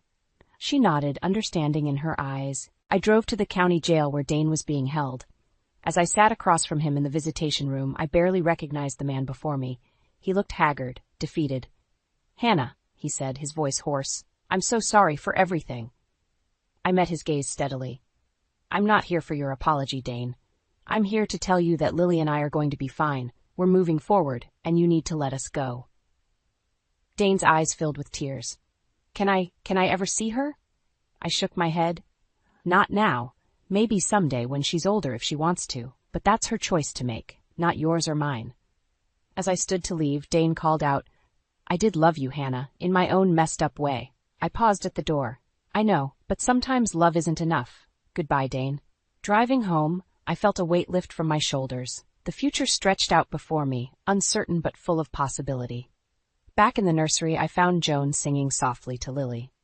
She looked up as I entered, a knowing smile on her face. "Feel better?" she asked. I nodded, taking Lily into my arms. "I feel ready for whatever comes next." Joan stood, wrapping us both in a warm embrace. "That's my girl. You've got this, Hannah, and you've got us." As the sun set outside, casting a golden glow through the window, I looked down at my daughter, her tiny hand wrapped around my finger, and in that moment, I knew we would be okay. "You and me, little one," I whispered. "We're going to build a beautiful life together." Lily cooed softly, as if in agreement. And for the first time in a long time, I felt hope blooming in my chest. Strong, resilient, and unstoppable. The road ahead wouldn't be easy, but I was ready to face it head on. With Lily in my arms, Joan by my side, and friends like Max to support us, I knew we could weather any storm. As I put Lily to bed that night, I made a silent vow. We would learn from the past, but we wouldn't be defined by it. We would build a life filled with love, laughter, and strength. And most importantly, we would never settle for less than we deserved. The tides had turned, and this time they were carrying us towards a brighter shore. I stared at the plate of food in front of me, Derek's words still ringing in my ears. "Wow! Lo, I didn't think it was possible, but your cooking gets worse every day." I sighed, setting down my fork. "Is it really that bad?" I asked, trying to keep the hurt from my voice. Derek scoffed, leaning back in his chair. "Worse. I wouldn't even feed it to a stray dog. You can't cook, you can't clean, and you can't even give me a kid. What good are you?" His words cut deep, piercing the fragile remnants of my self-esteem. I opened my mouth to respond, but his mother, Gwen, beat me to it. Now, Derek," she chided, though her tone held no real reproach. "Don't be too hard on the girl. It's not her fault she's a failure in every sense of the word." I flinched, her insult stinging like a slap to the face. It wasn't the first time they'd belittled me, and I knew it wouldn't be the last. Living with Derek and his mother was a constant battle, a war of attrition against my very soul. As I cleared the table and set about washing the dishes, my mind drifted back to the countless times I'd tried to conceive, only to be met with disappointment and Derek's scathing remarks about my inadequacy. The words barren and useless echoed in my mind, taunting me with my perceived failures. Little did they know, I had recently discovered something that would change everything. While scrolling through social media forums, I came across a series of posts made by Derek himself, mocking my lack of culinary skills and expressing his desire for a divorce. He painted himself as the victim, a man trapped in a loveless marriage, seeking sympathy from strangers online. As I finished the dishes and retreated to the solace of my bedroom, I couldn't help but feel a sense of determination rising within me. For too long, I had allowed Derek and Gwen to diminish me, to strip away my sense of self-worth. But no more. It was time to take control of my life, to break free from the shackles of their cruelty. I knew the road ahead wouldn't be easy, but I was ready to fight for my happiness, my dignity, and my future. This was just the beginning, the spark that would ignite a fire of change, burning away the chains that had bound me for far too long. The next morning, I awoke to the sound of Derek's voice, already berating me for some perceived failure. "Leela, where's my clean shirt? I have an important meeting today, and you couldn't even do one simple task." I hurried into the living room, bleary-eyed and still in my pajamas. "I'm sorry, Derek, I'll get your shirt ready right away." Gwen clicked her tongue disapprovingly. "Honestly, Lila, it's like you don't even try. No wonder my son is so disappointed in you." I bit my tongue, holding back the retort that threatened to spill forth. Instead, I scurried to the laundry room, grabbing Derek's freshly pressed shirt from the pile of clean clothes. As I handed it to him, he snatched it from my grasp, his expression one of disdain. "Took you long enough. At this rate, I'll be late for work." "I'm sorry," I mumbled, but he had already turned away, his attention focused on his phone. The rest of the day passed in a blur of monotony. I went to work, enduring the usual drudgery of my insurance job, only to return home and face the endless cycle of chores and criticism. Derek and Gwen seemed to take particular delight in pointing out my every flaw, no matter how insignificant. "Did you even bother cleaning the bathroom today?" Gwen sneered as I entered the kitchen to start dinner. "Of course I did," I responded, my voice weary. "Well, it doesn't look like it," Derek chimed in, his tone dripping with contempt. "But I guess I shouldn't be surprised. You're useless at everything else. Why would cleaning be any different?" I fought back tears as I turned my attention to the stove, determined not to give them the satisfaction of seeing me break. Little did they know, their constant jabs were only fueling the fire burning within me, a fire that would soon consume their complacent cruelty. As the evening wore on, another source of tension emerged, Derek's gambling addiction. He had been losing money at an alarming rate, and the stress of his mounting debts was palpable. "You need to get your shit together," Gwen hissed, her voice low but venomous. "If you keep pissing away our money like this, we'll end up on the street." Derek slammed his fist on the table, his face flushed with anger. "Back off, Mother. It's none of your business how I spend my money." "It is when you're gambling away our future." Gwen shot back, her eyes blazing with fury. I watched the exchange unfold, a twisted sense of satisfaction creeping over me. Their dysfunction, their toxicity, it was all coming to a head, and I knew it was only a matter of time before the whole house of cards came crashing down. As I lay in bed that night, the weight of Derek's emotional and financial abuse pressing down on me, I made a decision. No more would I be the victim, the punching bag for their cruelty. It was time to take control, to exact my revenge and reclaim my life. The thought filled me with a sense of determination, a steely resolve that would carry me through the battles to come. Derek and Gwen had no idea what was in store for them, but they would soon learn the true cost of their actions. The breaking point came a few nights later, when Derek stormed into the house, reeking of alcohol and anger. "Where the hell is my dinner, woman?" he slurred, his words slurring together. I stepped out of the kitchen, wiping my hands on a towel. "It's almost ready, Derek. Just give me a few more minutes," he sneered, his eyes narrowing. "That's what you always say. Useless, just like everything else you do." Before I could respond, Gwen chimed in from the living room.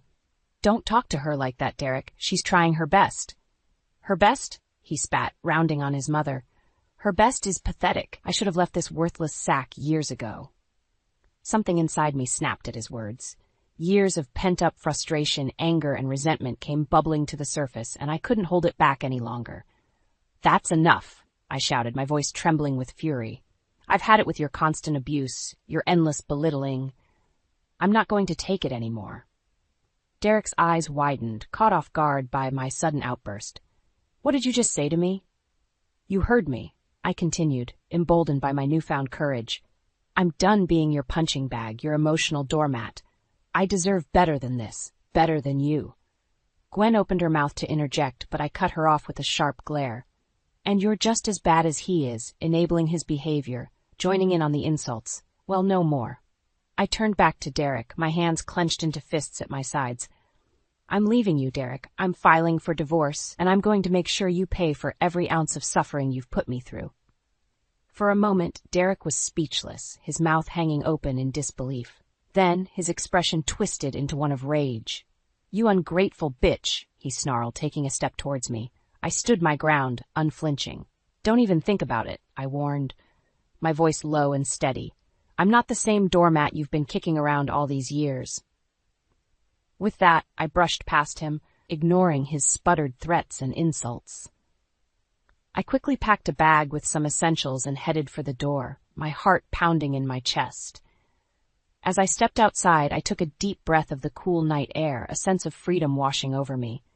I knew the road ahead would be long and difficult, but for the first time in years, I felt alive, invigorated by the prospect of reclaiming my life. I made my way to my brother Jason's house, knocking on the door with a newfound sense of purpose. When he opened it, his eyes widened at the sight of my disheveled appearance and the bag slung over my shoulder. Lila, what's going on? I steeled myself, pushing back the tears that threatened to spill forth. It's over, Jason. I'm leaving Derek for good this time. Without hesitation, he ushered me inside, wrapping me in a comforting embrace. As I clung to him, the weight of years of abuse finally lifting from my shoulders, I knew that this was just the beginning of my journey towards reclaiming my life, my dignity, and my sense of self-worth. And Derek and Gwen? They would soon learn the true meaning of karma, the consequences of their actions rippling outward like a tidal wave, sweeping away the foundations of their smug superiority. After recounting the years of abuse I had endured at the hands of Derek and Gwen, Jason and his wife Emma were furious. Emma's eyes blazed with anger as she pulled me into a tight hug. That bastard, she spat. How dare he treat you like that? You don't deserve any of this, Lila. Jason nodded in agreement, his jaw clenched. We're going to make him pay for what he's done. You have our full support, sis. I felt a wave of relief wash over me, grateful for their unwavering support. With their help, I knew I could finally break free from Derek's toxic grip. Over the next few days, we hatched a plan. First, I contacted a divorce lawyer to begin the legal process of separating from Derek. The lawyer assured me that with the evidence of his abuse and financial misdeeds, I had a strong case for securing alimony and a sizable settlement. Next, we turned our attention to building a solid case against Derek. Jason and Emma helped me gather documentation of his gambling debts, his online rants, and any other evidence we could find to expose his true nature. We need to hit him where it hurts, Emma said, her voice steely with determination. That money-grubbing prick needs to learn that there are consequences for his actions. It was then that I remembered Derek's estranged aunt, May. She had always been critical of his behavior, and she held the keys to the family inheritance. If we could get her on our side, it would be a devastating blow to Derek and Gwen. I reached out to May, explaining the situation and pleading for her help. At first, she was hesitant, but as I revealed the depth of Derek's cruelty and Gwen's complicity, her resolve hardened. That boy has always been a disappointment, she fumed, and to think his mother enabled such despicable behavior? It's unforgivable. With May on board, our plan began to take shape. She agreed to withhold the inheritance from Derek and Gwen unless they made amends for their actions, essentially leaving them financially destitute. As the preparations continued, I couldn't help but feel a sense of empowerment coursing through me. For years I had been the victim, cowering in fear and submission. But now the tables had turned, and it was my turn to dictate the terms of our engagement. Derek and Gwen had no idea what was coming, but they would soon learn the true price of their cruelty. With each step we took, I could feel the weight of their oppression lifting, replaced by a newfound strength and determination. This was more than just revenge, it was a reclamation of my dignity, a declaration that I would no longer be defined by their abuse. I was taking back control of my life, and nothing would stand in my way. As the plan solidified, I found myself growing more confident, more assertive. The old Lila, the meek and submissive doormat, was gone. In her place stood a woman emboldened, a warrior ready to fight for her rightful place in the world. And when the time came to confront Derek and Gwen, to unveil the truth and watch their carefully constructed facade crumble around them, I would savor every moment. They had sown the seeds of their own destruction, and I would be there to reap the bitter harvest, a testament to the power of resilience and the indomitable human spirit. A week after I left Derek, my phone rang. It was him, no doubt looking to smooth things over with empty promises and hollow apologies. I steeled myself before answering, determined not to let his manipulations sway me. "What do you want, Derek?" I asked, my voice firm. "Lila, listen," he began, his tone sickly sweet. "I think we've both said some things we didn't mean. Why don't you come back home, and we can work this out like adults?" I scoffed. "Work it out? You mean like how we've worked it out for the past few years, with you berating and belittling me at every turn?" "That's in the past," he insisted. "I've changed, I promise. Things will be different." I could practically hear the smugness dripping from his words, as if he expected me to come crawling back at the first sign of his supposed contrition. "Save it, Derek," I spat. "I'm not falling for your lies anymore. I want a divorce, and I'm not going to let you sweet-talk your way out of this." There was a pause on the other end of the line, and when he spoke again, his voice was laced with barely contained fury. "Listen here, you ungrateful little wench. You're going to sign those divorce papers, and you're going to do it without causing any trouble. You got that?" I smiled, unfazed by his empty threats. "Or what, Derek? You'll insult me some more? Throw a tantrum like a petulant child? I'm not afraid of you anymore." He sputtered, caught off guard by my newfound defiance. "You'll regret this, Lila. Mark my words, I'll make your life a living hell." "I doubt that," I replied coolly. "In fact, I think it's going to be the other way around. You and your mother are going to pay for every ounce of pain and humiliation you've put me through." With that, I ended the call, a sense of triumph surging through me. The old Derek, with his empty bravado and hollow threats, no longer held any power over me. Over the next few days, Jason, Emma, May, and I finalized our plan. We gathered all the evidence we could find, from financial records to social media posts, painting a damning picture of Derek's misdeeds and Gwen's complicity. As the day of our confrontation approached, I could feel the anticipation building within me. This was the moment I had been waiting for, the chance to strip away their false bravado and expose them for the cruel, vile people they truly were. We rehearsed the confrontation, going over every detail with meticulous care. I practiced my lines, my body language, determined to project an aura of confidence and strength that would leave no room for doubt. Finally, the day arrived. I took a deep breath, steeling my nerves as I approached the house I had once called home. Even from the outside, I could sense an uneasy cleanliness, as if Derek had already moved on and brought his mistress in before our separation was finalized. As I stepped inside, the stale air hit me like a slap in the face, a reminder of the oppressive atmosphere that had once permeated these walls. But now the tables had turned, and it was my turn to dictate the terms of our engagement. Derek and Gwen sat in the living room, their expressions a mix of surprise and contempt. Before they could utter a word, I launched into my prepared speech, laying out the evidence of their cruelty and financial misdeeds with surgical precision.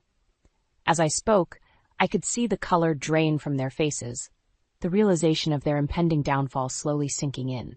Derek's mouth opened and closed like a fish gasping for air, utterly blindsided by the depth of our preparations. And then, just as I was about to deliver the final blow, the front door opened and May stepped inside, her steely gaze sweeping over the room. "Hello, nephew," she said, her voice dripping with disdain. "It seems we have much to discuss." The look on Derek and Gwen's faces as May entered the room was priceless. Their smug arrogance melted away, replaced by a mixture of fear and disbelief. They knew, in that moment, that the game was up. "Aunt May," Derek stammered, attempting to regain his composure. "What are you doing here?" May fixed him with a withering glare. "Don't play dumb with me, boy. I'm here because of the shameful way you've treated this poor woman." She gestured towards me, her lips pressed into a thin line. Gwen, never one to back down, tried to interject. "Now, May, I'm sure there's been a misunderstanding. Derek and Lila are just going through a rough patch, that's all." "A rough patch?" May scoffed. "From what I've heard, This has been going on for years. Years of emotional abuse, financial manipulation, and outright cruelty. I watched as Derek's face contorted with rage, his fists clenching at his sides. Who have you been talking to? Lila's been filling your head with lies, trying to turn you against me. Enough of your lies, Derek, I spat, stepping forward. I have all the proof I need right here. I brandished a thick folder stuffed with documentation of his misdeeds. Gwen's eyes widened as she caught sight of the folder, and her complexion paled. Derek, what have you done? Before he could respond, I launched into my prepared speech, laying out the evidence of his gambling addiction, his financial mismanagement, and his vile online rants about me. With each word, I could see the confidence draining from their faces, replaced by a growing sense of dread. And that's not all, I continued, my voice ringing out with newfound strength. I have witnesses, people who can attest to the years of abuse I've endured at your hands. As if on cue, Jason and Emma entered the room, their expressions steely and resolute. They stood beside me, a united front against the crumbling facade of Derek and Gwen's lies. Derek's gaze darted from me to Jason, then back again, his mouth opening and closing like a fish gasping for air. Gwen, for once, was rendered speechless, her usual bravado nowhere to be found. It was at that moment that the front door opened once more, and a young woman stepped inside. Her eyes widened as she took in the scene before her, clearly not expecting such a confrontation. "Blake?" Derek croaked, his voice barely above a whisper. The woman, Blake apparently, fixed him with a look of utter disgust. "You lied to me," she hissed. "You told me you were single, that you were ready for a committed relationship." Derek opened his mouth to respond, but May cut him off with a sharp wave of her hand. "Don't bother, Derek. Your web of deceit has unraveled, and we've all seen the truth." She turned to Blake, her expression softening slightly. "I'm sorry you got caught up in this mess, dear, but rest assured, my nephew and his mother will face the consequences of their actions." Blake nodded, her eyes brimming with unshed tears. "I want nothing more to do with him," she spat, shooting Derek a venomous glare before storming out. The room fell silent, the weight of the confrontation hanging heavy in the air. Derek and Gwen sat frozen, their carefully constructed facade of lies and deception crumbling around them, and as I looked at their stunned faces, I couldn't help but feel a sense of vindication wash over me. This was the moment I had been waiting for, the moment when the scales of justice finally tipped in my favor. With a deep breath, I gathered my strength and delivered the final blow. "Derek, Gwen, your reign of terror is over. I'm suing for alimony and restitution, and I won't stop until you've paid for every ounce of suffering you've caused me." Their reactions were priceless, a mixture of disbelief, anger, and fear that left me savoring the sweet taste of revenge. They had sown the seeds of their own destruction, and now they would reap the bitter harvest. As I turned and walked out the door, Jason and Emma by my side, I felt a weight lift from my shoulders. The shackles of oppression had been broken, and I was finally free. Free to live my life on my own terms, to embrace the future with courage and determination. And as for Derek and Gwen, their day of reckoning was just beginning. The aftermath of the confrontation was like a whirlwind, with events unfolding at a dizzying pace. As Blake stormed out, her face twisted with rage and betrayal, Derek made one last-ditch effort to salvage his crumbling lies. "You can't seriously believe her," he sneered, gesturing towards me. "She's just trying to turn everyone against me, to take me for everything I've got." I fixed him with a steely glare, unfazed by his pathetic attempts at manipulation. "Save your breath, Derek. The jig is up and you know it." Jason stepped forward, his expression thunderous. "Don't even try it, man. We have more than enough evidence to bury you in court." "Evidence?" Gwen scoffed, her voice dripping with disdain. "What kind of evidence could you possibly have?" In response, I tossed the thick folder onto the coffee table, its contents spilling out in a cascade of damning documentation.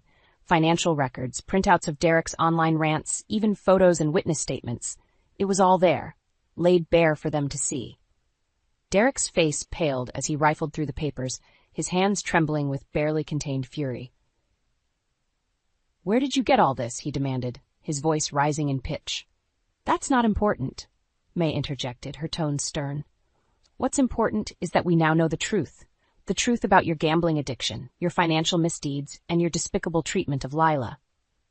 Gwen opened her mouth to protest, but May silenced her with a withering glare. "Don't even try to defend him, Gwen. You're just as culpable in all this, enabling his behavior and joining in on the abuse." Derek's eyes darted around the room, searching for any shred of support or sympathy, but he found none, only the cold, hard reality of his lies and misdeeds laid bare before him. "You can't do this to me," he snarled, his fists clenched at his sides. "I'll fight this, every step of the way. You won't get a damn cent from me." I couldn't help but laugh at his empty bravado, his desperate attempts to cling to the illusion of power. "Oh, but we will, Derek. We'll take everything from you, just like you tried to take everything from me." Emma stepped forward, her expression one of steely determination. "We're not just going after you for alimony and restitution. We're going to make sure you face the full consequences of your actions, legally and financially."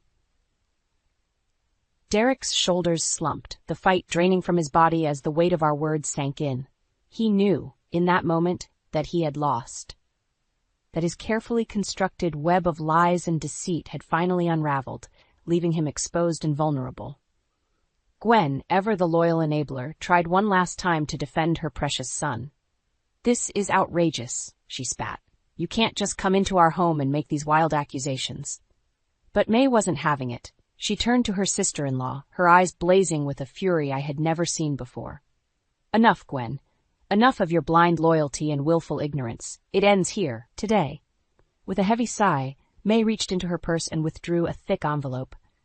"This is my last will and testament," she announced, her voice ringing out with finality. "And as of this moment, both you and Derek are hereby disinherited." The silence that followed was deafening, punctuated only by the sharp intake of breath from Derek and Gwen. Their faces, once so smug and arrogant, now twisted into masks of disbelief and horror. "You can't do that," Derek sputtered, his voice weak and hollow. But May simply shook her head, her expression unyielding. "I can, and I have. Consider it the price you must pay for your cruelty and deceit." And just like that, the final piece of the puzzle fell into place. Derek and Gwen, stripped of their ill-gotten wealth and inheritance, were left to face the harsh reality of their actions. Their world, once so carefully constructed on a foundation of lies and manipulation, had crumbled to dust. As I looked at their defeated faces, I couldn't help but feel a sense of triumph wash over me. This was the moment I had been waiting for, the moment when justice was finally served, when the scales were balanced in my favor. And as I turned and walked away, leaving Derek and Gwen to wallow in the wreckage of their own making, I knew that this was just the beginning. The future was mine to shape, to mold into something beautiful and fulfilling, a future free from the shackles of their oppression. The road ahead would be long, but for the first time in years, I felt truly alive, empowered by the knowledge that I had taken back control of my life. And as for Derek and Gwen, well, they would have plenty of time to reflect on the consequences of their actions, to learn the bitter lesson that karma has a way of evening the score. The weeks that followed were a whirlwind of legal proceedings and emotional upheaval. True to my word, I pursued alimony and restitution from Derek with relentless determination, leaving no stone unturned in my quest for justice. With the mountains of evidence we had gathered, my lawyer made short work of Derek's feeble attempts at defense, his gambling debts, his online rants, and his emotional abuse. It was all laid bare for the court to see, painting a damning picture of his true character. Derek and Gwen, now disgraced and disinherited, could do little more than seethe in impotent rage as the legal system ground them down, stripping them of their ill-gotten wealth and privilege. With each court ruling in my favor, I could see the life draining from their eyes, the realization setting in that their reign of terror was truly at an end. And through it all, I stood tall and unwavering, bolstered by the support of Jason, Emma, and May. They were my rock, my foundation in the face of Derek and Gwen's increasingly desperate attempts to salvage their crumbling empire. "You'll regret this, Lila," Derek spat one day after a particularly devastating court ruling. "Mark my words, you'll never know peace as long as I'm breathing." I fixed him with a steely glare, his empty threats bouncing off me like water off a duck's back. "Save your breath, Derek. You've lost, and you know it. It's time you accepted the consequences of your actions." With those words, I turned and walked away, leaving him to stew in his own impotent rage. His threats were hollow, his power stripped away by the weight of his own misdeeds. As the legal battles raged on, I found myself slowly shedding the shackles of my past, the weight of Derek and Gwen's oppression lifting from my shoulders. With each victory, each hard-won settlement or ruling in my favor, I felt a renewed sense of strength and determination, a fire burning within me that could not be extinguished. And as the dust finally settled, the final judgments handed down, I found myself in a position I never could have imagined. Financially secure, emotionally liberated, and finally free from the chains of my toxic marriage. Derek and Gwen, on the other hand, were left destitute and disgraced, their once lofty status crumbling around them like a house of cards. May had seen to it that they were evicted from the family home, left to fend for themselves in the harsh reality they had so callously inflicted upon others. As I stood in my new apartment, surrounded by the trappings of my newfound independence, I couldn't help but feel a sense of pride and accomplishment wash over me. I had fought the good fight, weathered the storm of their cruelty, and emerged victorious, a testament to the indomitable human spirit and the power of resilience.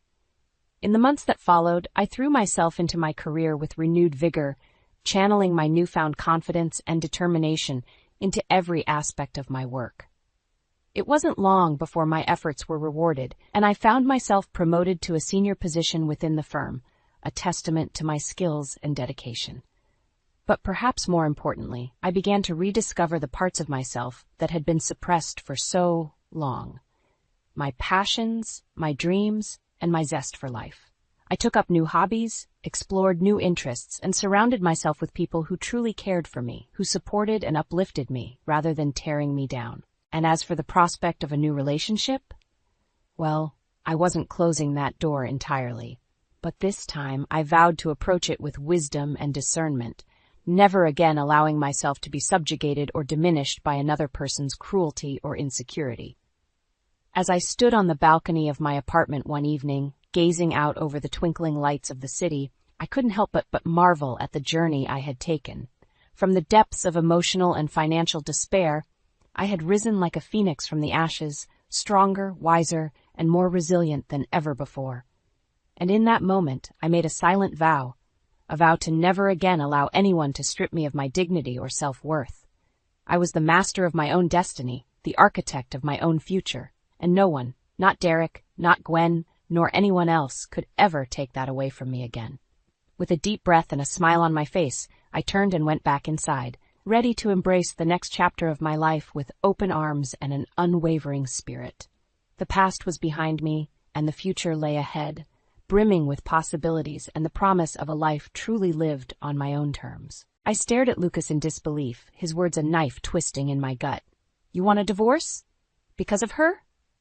I gestured towards the young woman beside him, her cold eyes appraising me with disdain. Lucas shrugged nonchalantly. "Emily understands me better than you ever did. She's not some washed-up housewife living in the past." My throat constricted as I fought back tears. How could the man I'd loved, the one I sacrificed so much for, treat me this way? But, after everything we've been through together— "Oh, spare me the waterworks," he sneered. "You knew this was coming. We've been over for years." He held out the divorce papers, his lips curling into a smirk. "Just sign, and we can make this quick and painless." Numb, I reached for the papers with a trembling hand. A part of me wanted to fight, to scream and rage against this injustice, but the rest of me felt utterly defeated, crushed by the weight of his callous betrayal. As my shaky signature marked the end of our marriage, Lucas snatched the papers back, his eyes already dismissing me. "There, that wasn't so hard, was it? Emily and I will take the house, of course. You can keep whatever scraps you want."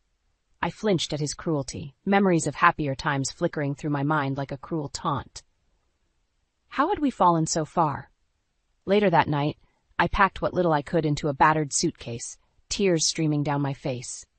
This house, which I had poured my heart and soul into making a home, now felt like a hollow shell, devoid of warmth or love.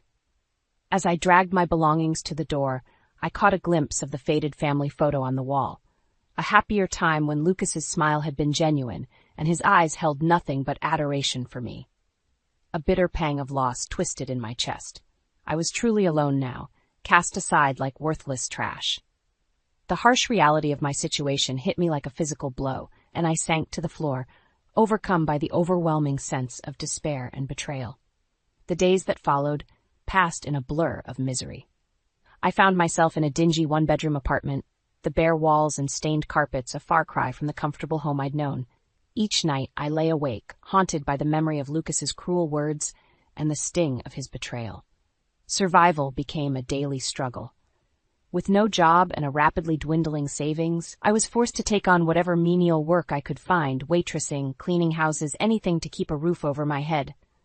The indignity of it all was a bitter pill to swallow, but I had no choice but to endure. One evening, as I dragged my weary body to the laundromat, a kind-eyed elderly man offered me a warm smile.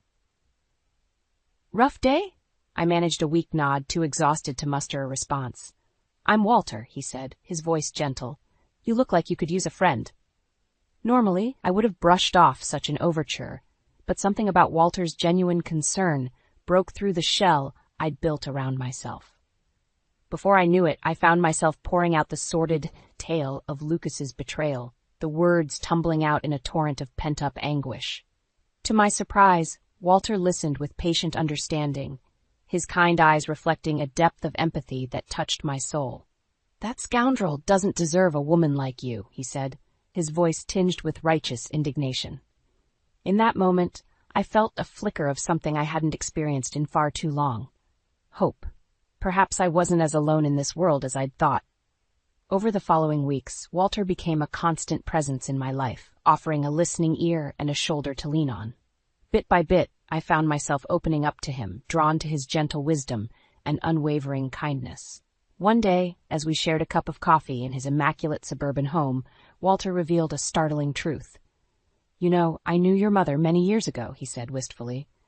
"We were very close, once upon a time." My breath caught in my throat as he regaled me with tales of my mother's vivacious spirit and unwavering strength, painting a picture of a woman I'd never truly known. With each anecdote, I felt a newfound connection to my roots, a sense of belonging I'd been desperately craving. As Walter's story unfolded, an even more shocking revelation came to light. He was my estranged father, torn from my mother's life by the cruel whims of fate. Tears stung my eyes as he expressed his deep regret for missing out on so many precious years, his voice thick with emotion. In that moment, I realized that Walter was more than just a kind stranger.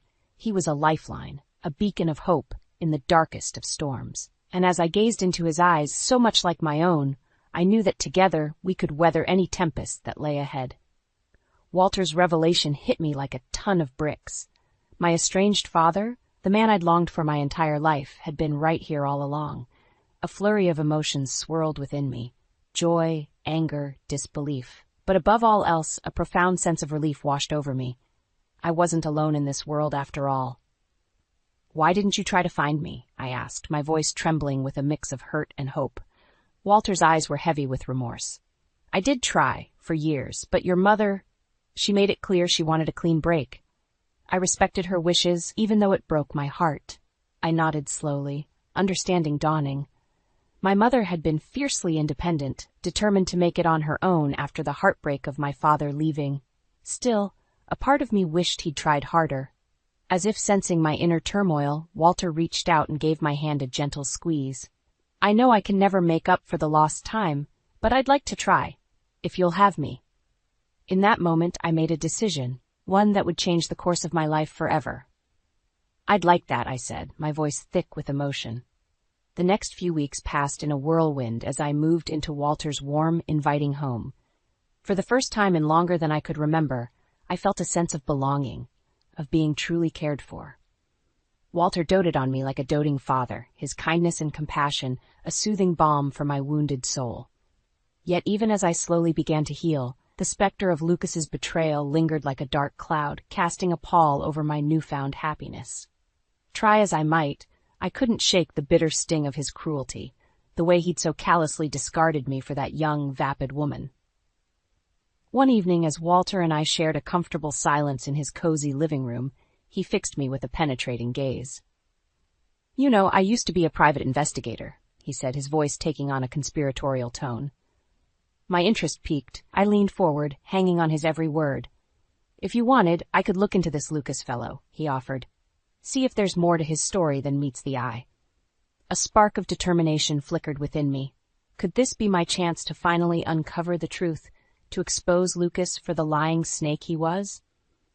I squared my shoulders, meeting Walter's gaze with steely resolve. Do it, I said, my voice laced with conviction. I want to know everything. From that moment on, Walter became my ally, my co-conspirator in uncovering the sordid depths of Lucas's deception. Together, we pored over records, followed leads, and slowly but surely, a shocking picture began to emerge. It turned out that Lucas's infidelity was just the tip of the iceberg. He'd been embezzling funds from his company for years, using the ill-gotten gains to finance his lavish lifestyle and fund his trysts with Emily. That vapid woman wasn't just his mistress. She was his partner in crime, leeching off his stolen wealth like a parasite. As the evidence mounted, a newfound sense of purpose coursed through my veins. This wasn't just about revenge anymore. It was about justice, about exposing the truth and watching their carefully constructed facade come crumbling down around them. With Walter by my side, I knew I had the strength to face down my demons and reclaim the life that had been so callously torn from me.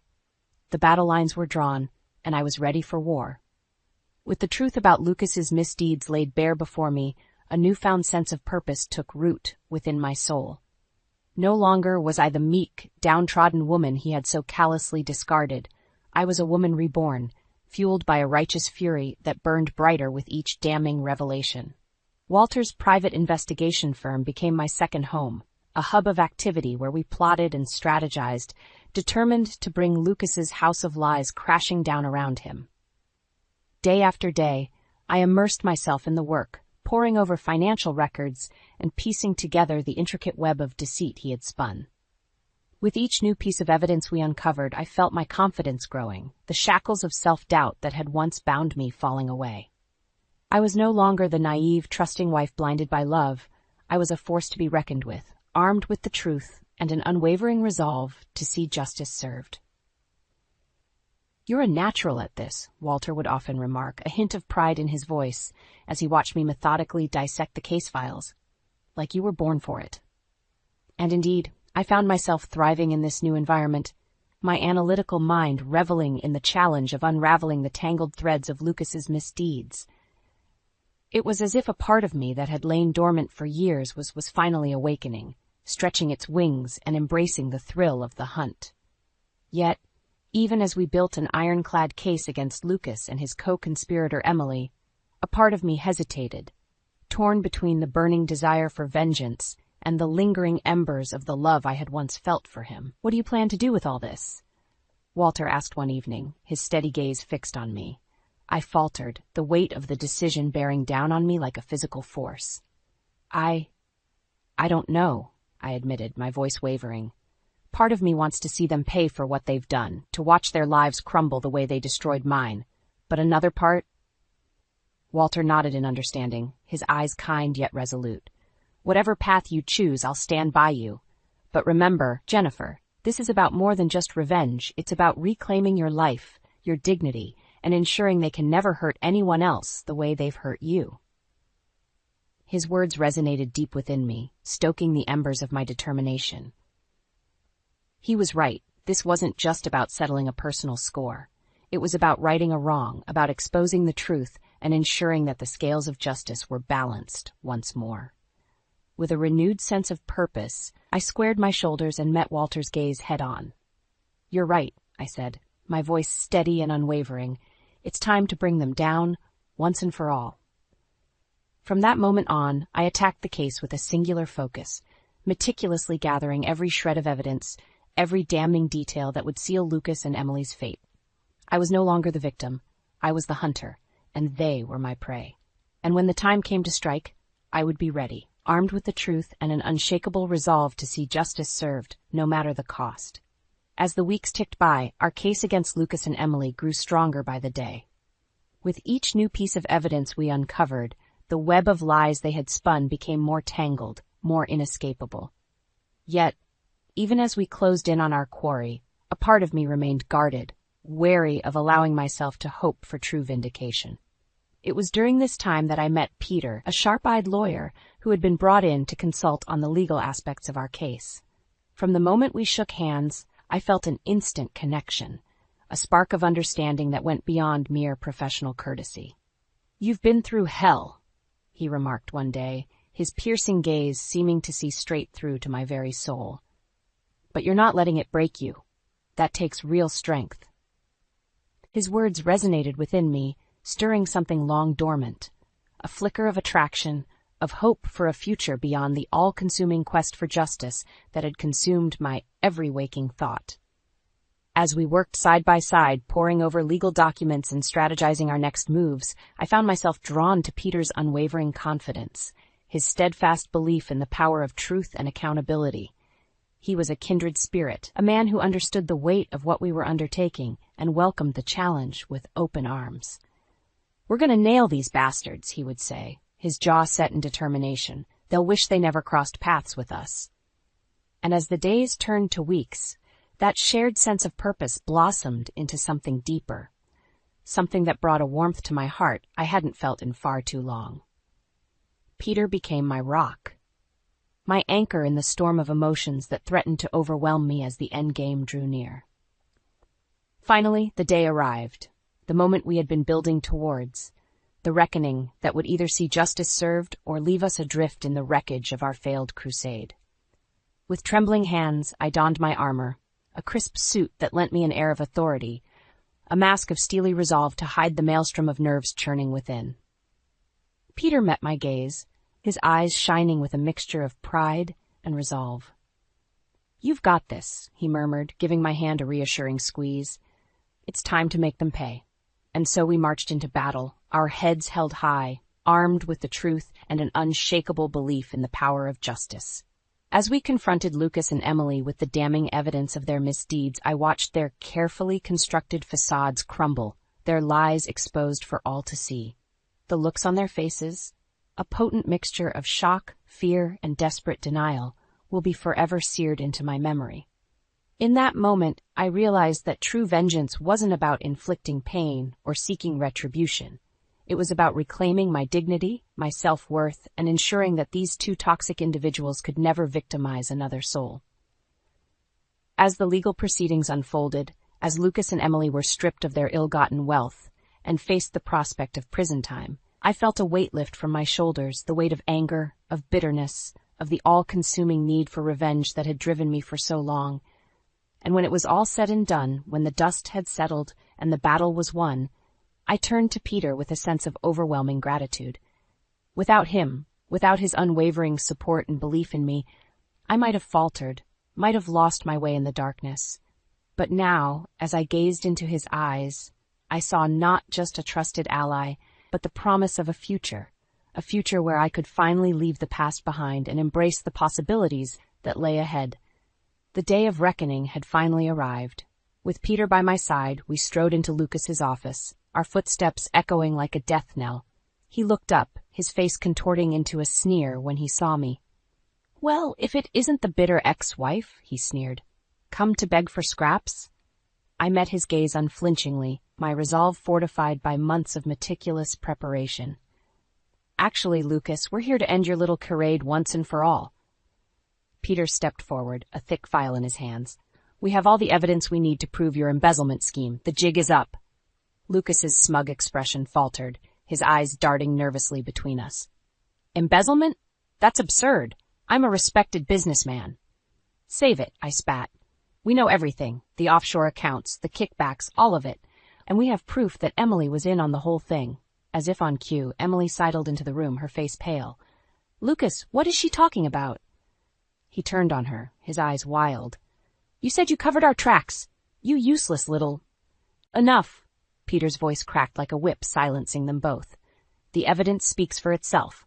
Unless you want to add obstruction to the charges, I suggest you start talking." For a long, tense moment, silence reigned. Then, like a deflating balloon, Lucas slumped in his chair, all bravado fled.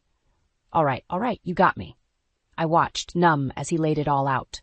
The years of skimming funds, the lies, the despicable way he had used and manipulated Emily. Each sordid revelation was like a twist of the knife, but I remained steadfast, drinking in his downfall with a sense of grim satisfaction. Emily, for her part, quickly turned on him, her self-preservation instinct kicking in. "He made me do it," she wailed. "He said if I didn't help, he'd ruin me." Lucas sneered. "Don't play the victim now, you little—" "That's enough," Peter cut him off. "We have all we need. The authorities are already on their way." As if on cue, the door burst open, and a team of stern-faced officers flooded in. I watched, numb, as they slapped handcuffs on Lucas and Emily, their protestations falling on deaf ears. In that moment, as they were led away in disgrace, I felt a profound sense of vindication wash over me. The facade had finally crumbled, the lies exposed for all to see.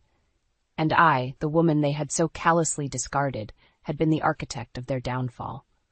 In the days and weeks that followed, the legal proceedings unfolded like a well-oiled machine.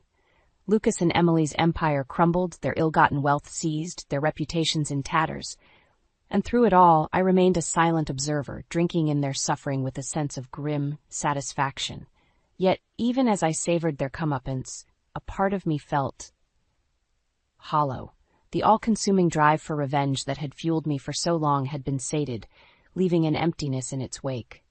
It was Peter who helped me find my way back, his steady presence and unwavering support a lifeline in those dark moments. "You did the right thing," he would remind me, his eyes shining with pride. "They got what they deserved, but you're so much more than this." Slowly, painfully, I began to rebuild the pieces of my shattered life, shedding the anger and bitterness that had weighed me down for far too long. With Peter by my side, I found the strength to look towards the future, to embrace the possibilities that lay ahead. And as the dust settled, as Lucas and Emily faded into distant memories, I realized that true victory wasn't about watching them suffer. It was about reclaiming my own power, my own sense of self-worth. They had tried to break me, to strip me of everything that made me whole. But in the end, I had risen from the ashes, stronger and more resilient than ever before. And that, more than any punishment they could face, was the greatest victory of all. The courtroom was abuzz with hushed whispers and sidelong glances as Lucas and Emily were led in, their once immaculate appearances now disheveled and unkempt. As they took their seats, Lucas shot me a venomous glare, his eyes burning with impotent rage. I met his gaze unflinchingly, my spine ramrod straight. This was it, the moment I had been waiting for, the final reckoning for their misdeeds. The trial unfolded like a slow-motion train wreck, each witness and piece of evidence further exposing the sordid depths of their betrayal. I watched, my heart pounding, as the prosecution methodically dismantled their flimsy defense, presenting an overwhelming case that left no room for doubt. When it was my turn to take the stand, I felt a surge of adrenaline course through my veins. This was my chance to confront them, to lay bare the pain and anguish they had inflicted upon me. "Miss Warner," the prosecutor began, his voice measured and calm, "in your own words, please describe the events leading up to your discovery of the embezzlement scheme." I took a deep breath, my gaze flickering to where Lucas and Emily sat, their faces twisted into matching sneers of contempt. "It started with the lies," I began, my voice steady and unwavering. The late nights at the office, the sudden influx of cash that Lucas couldn't quite explain away. As I spoke, recounting the gut-wrenching moments when the truth had begun to unravel, I saw Emily shift uncomfortably in her seat, her bravado faltering. And then there was Emily. I continued, turning my attention to the woman who had so willingly participated in my destruction. The young, vapid thing he had taken as his mistress, his partner in crime. Lucas opened his mouth, no doubt to spew forth some vile retort, but the judge silenced him with a stern glare. "They thought they could just discard me like I was nothing," I said, my voice trembling with barely contained emotion. "They took everything from me. My home, my dignity, my sense of self-worth. And for what? Greed? Lust? A pathetic attempt to recapture their youth?" The words poured forth like a torrent, each one lancing the fetid boil of anger and betrayal that had festered within me for so long. I laid it all bare. The sleepless nights, the soul-crushing loneliness, the utter despair of having the one person I trusted most violate that trust in the most cruel and callous way imaginable. By the time I finished, there was not a dry eye in the courtroom. Even the judge, a weathered veteran of countless trials, seemed visibly shaken by the rawness of my testimony. As for Lucas and Emily, their smug facades had crumbled, replaced by pallid masks of fear and realization. They knew, in that moment, that they had lost, that the web of lies they had so carefully constructed was unraveling before their very eyes. The verdict, when it came, was swift and decisive. Guilty on all counts. Lucas and Emily were led away in chains, their futures reduced to a fleeting glimpse of freedom before the cold, unforgiving walls of a prison cell. In the aftermath, as the courtroom emptied and the buzz of activity faded, I found myself enveloped in Peter's warm embrace, his eyes shining with a mixture of pride and relief. "You did it," he murmured, brushing a stray tear from my cheek. "You faced them down and won." And in that moment, as the weight of everything I had endured finally lifted from my shoulders, I realized that he was right. I had won, not just the battle against Lucas and Emily, but the war against the demons that had threatened to consume me. With Peter by my side, I knew that the future was bright, filled with endless possibilities, and the promise of a life lived on my own terms. The road ahead would not be easy, but for the first time in what felt like an eternity, I felt truly free. As we left the courthouse, hand in hand, I couldn't help but steal one last glance at Lucas and Emily, their once smug countenances now twisted into masks of dejection and defeat. They had tried to break me, to strip me of everything that made me whole, but in the end, their cruelty had only served to forge me into something stronger, something unbreakable. And as the courthouse doors swung shut behind us, I knew that I had finally closed the book on that dark chapter of my life, ready to embrace the future with open arms and an unshakable resolve to never let anyone hold that kind of power over me again. In the aftermath of Lucas and Emily's downfall, a newfound sense of purpose took root within me. No longer was I the broken, downtrodden woman they had sought to destroy. I was a phoenix, reborn from the ashes of their betrayal, stronger and more resilient than ever before.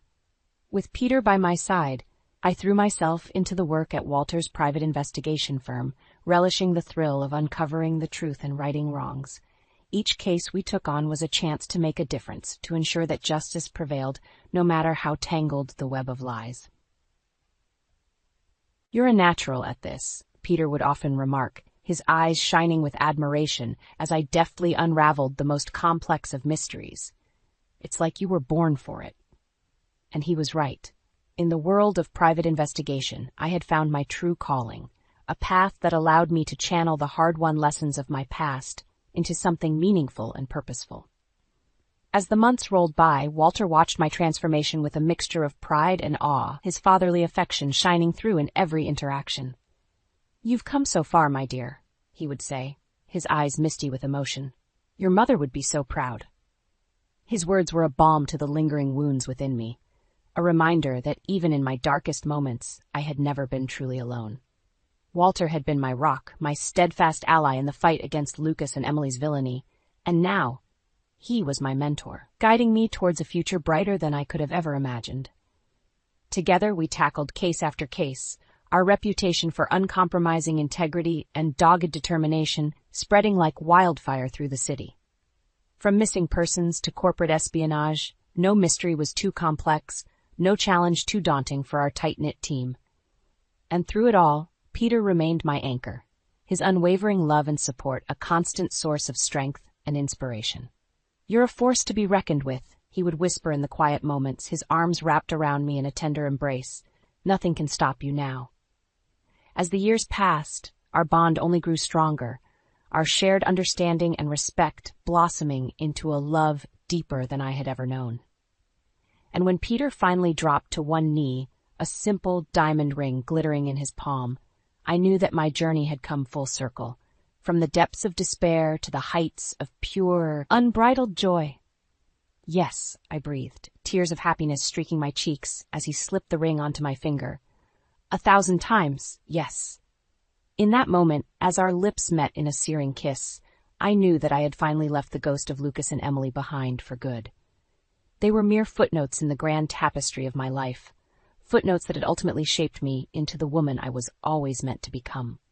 And as Peter and I embarked on our new life together, hand in hand and hearts overflowing with love, I couldn't help but feel a profound sense of gratitude.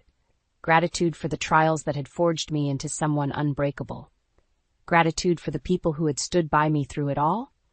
And gratitude for the future that stretched out before us, ripe with endless possibilities. Walter's retirement shortly after our wedding only solidified my path, as he passed the reins of the firm to me with a knowing smile and a hearty embrace. "It's all yours now, my dear," he murmured, his eyes shining with pride. "Go out there and show the world what you're made of." And as I stood at the helm of the firm that had become my second home, surrounded by the steadfast team that had become my family, I knew that Walter's words rang true. The road ahead was paved with challenges, but I was ready to face whatever life threw my way, to fight for justice and truth with every fiber of my being. Because in the end, that was my true victory. Not the downfall of Lucas and Emily, but the realization that I was so much more than they had ever given me credit for. I was a survivor, a warrior, a woman who had stared into the abyss and emerged stronger, wiser, and more determined than ever before. And as I looked out over the city that had been the battleground for so many hard-fought battles, I knew that my journey was just beginning. The future was an open book, waiting to be written, and I was holding the pen. Today, I married a 22-year-old Emily, my upgrade from my ex-wife Renee here. She was just too dull for me. Greg's voice boomed across the crowded restaurant as he gestured towards me with a smirk. "But hey, everyone makes mistakes, right?" I froze, the wine glass slipping from my trembling hand as the blood drained from my face. The stunned silence of our table was deafening, broken only by the clattering of silverware and hushed murmurs from nearby diners. Greg's words hung in the air like a thick fog, suffocating me with their audacity. My mind raced back to the beginning, when I had first met Greg at a tech conference. His charm and confidence had been intoxicating, and I fell hard for his smooth talking and promises of a future together. Our courtship was a whirlwind, and before I knew it, we were exchanging vows bound by the sacred ties of marriage. But those ties quickly frayed as Greg's true colors emerged. The man I had fallen for was slowly replaced by a cold, dismissive stranger who seemed to take pleasure in belittling me. I found myself constantly questioning my own worth, walking on eggshells to avoid his scathing remarks. As time passed, the emotional distance between us grew, and I began to suspect that Greg's late nights at the office were more than just long work hours. The lingering scent of unfamiliar perfume on his shirts, the furtive glances at his phone, all signs that I couldn't ignore any longer. With a heavy heart, I started documenting his behavior, carefully collecting evidence of his infidelity. Every missed call, every suspicious text message was meticulously recorded, building a case that would eventually shatter the illusion of our marriage. Greg's words echoed in my mind, a cruel reminder of the depth of his betrayal. But somewhere beneath the anguish, a spark of determination ignited within me. I would not be the victim in this story. It was time to take control and expose the truth, no matter how painful it might be. In the days that followed Greg's humiliating outburst, I found myself retreating into a numb haze, grappling with the harsh reality of his infidelity. Everywhere I turned, reminders of his betrayal taunted me, from the lingering scent of his cologne on our bedsheets to the sickening messages I discovered on his phone. Sarah, my ever-loyal best friend, was a constant source of support during those dark times. "He's a lying snake, Renee," she spat, her eyes blazing with fury. "You deserve so much better than that sorry excuse for a man." Her words resonated deeply, fueling the fire within me. I couldn't let Greg simply discard me like yesterday's trash, not after everything we'd been through. With Sarah's encouragement, I started meticulously compiling evidence. Phone records, credit card statements, anything that could expose his duplicitous ways. Finally, one fateful evening, I decided to confront him head-on. Greg had just returned from one of his late nights at the office, his shirt crumpled and his hair disheveled. "We need to talk," I said, my voice steady despite the churning in my gut. He barely acknowledged me, dismissively waving a hand as he headed for the fridge. "Can it wait, Renee? I'm starving." "No, it can't wait." I slammed the folder of evidence onto the counter, startling him. "Look at these, Greg. Look at what I've found." His eyes narrowed as he flipped through the pages, his expression shifting from confusion to realization. So you've been spying on me? Real classy, Renee. Don't try to turn this around on me, I snapped. You're the one who's been lying and cheating. With Emily, no less. A sly grin crept across his face. Ah, yes, Emily. Now there's a real woman, not some uptight nag like you. The venom in his words stung, but I refused to back down. How could you do this to us, Greg? To our marriage? He let out a derisive laugh. Our marriage? Please, Renee. That ship sailed a long time ago. I want a divorce, and you're not going to stop me from being happy with Emily. In that moment, the final shreds of my love for Greg withered away, replaced by a burning desire for retribution. He thought he could simply cast me aside and ride off into the sunset with his young mistress? Not on my watch. As Greg stormed out of the room, I clutched the folder close, a determined glint in my eye. This was war, and I intended to emerge victorious no matter what it took. With Greg's bitter words still ringing in my ears, I knew I needed to take action. Sitting idly by while he trampled over our marriage vows was not an option. It was time to fight back, and for that, I needed an ally in my corner. Lisa Turner came highly recommended by a friend, a no-nonsense divorce attorney known for her tenacity. Our first meeting left me feeling empowered, as she laid out the legal avenues I could pursue. Greg's infidelity gives you grounds for a fault divorce, Lisa explained, her steely gaze fixed on me. And with the evidence you've gathered, we have a strong case for securing a sizable settlement. A weight lifted from my shoulders. Finally, I had a path forward, a way to make Greg pay for his misdeeds. Lisa wasted no time in filing the necessary paperwork, setting the wheels in motion. In the meantime, I continued documenting Greg's exploits, paying close attention to his finances. It didn't take long to uncover a trail of overspending and questionable purchases. Expensive jewelry, lavish dinners, all likely ploys to woo his young mistress.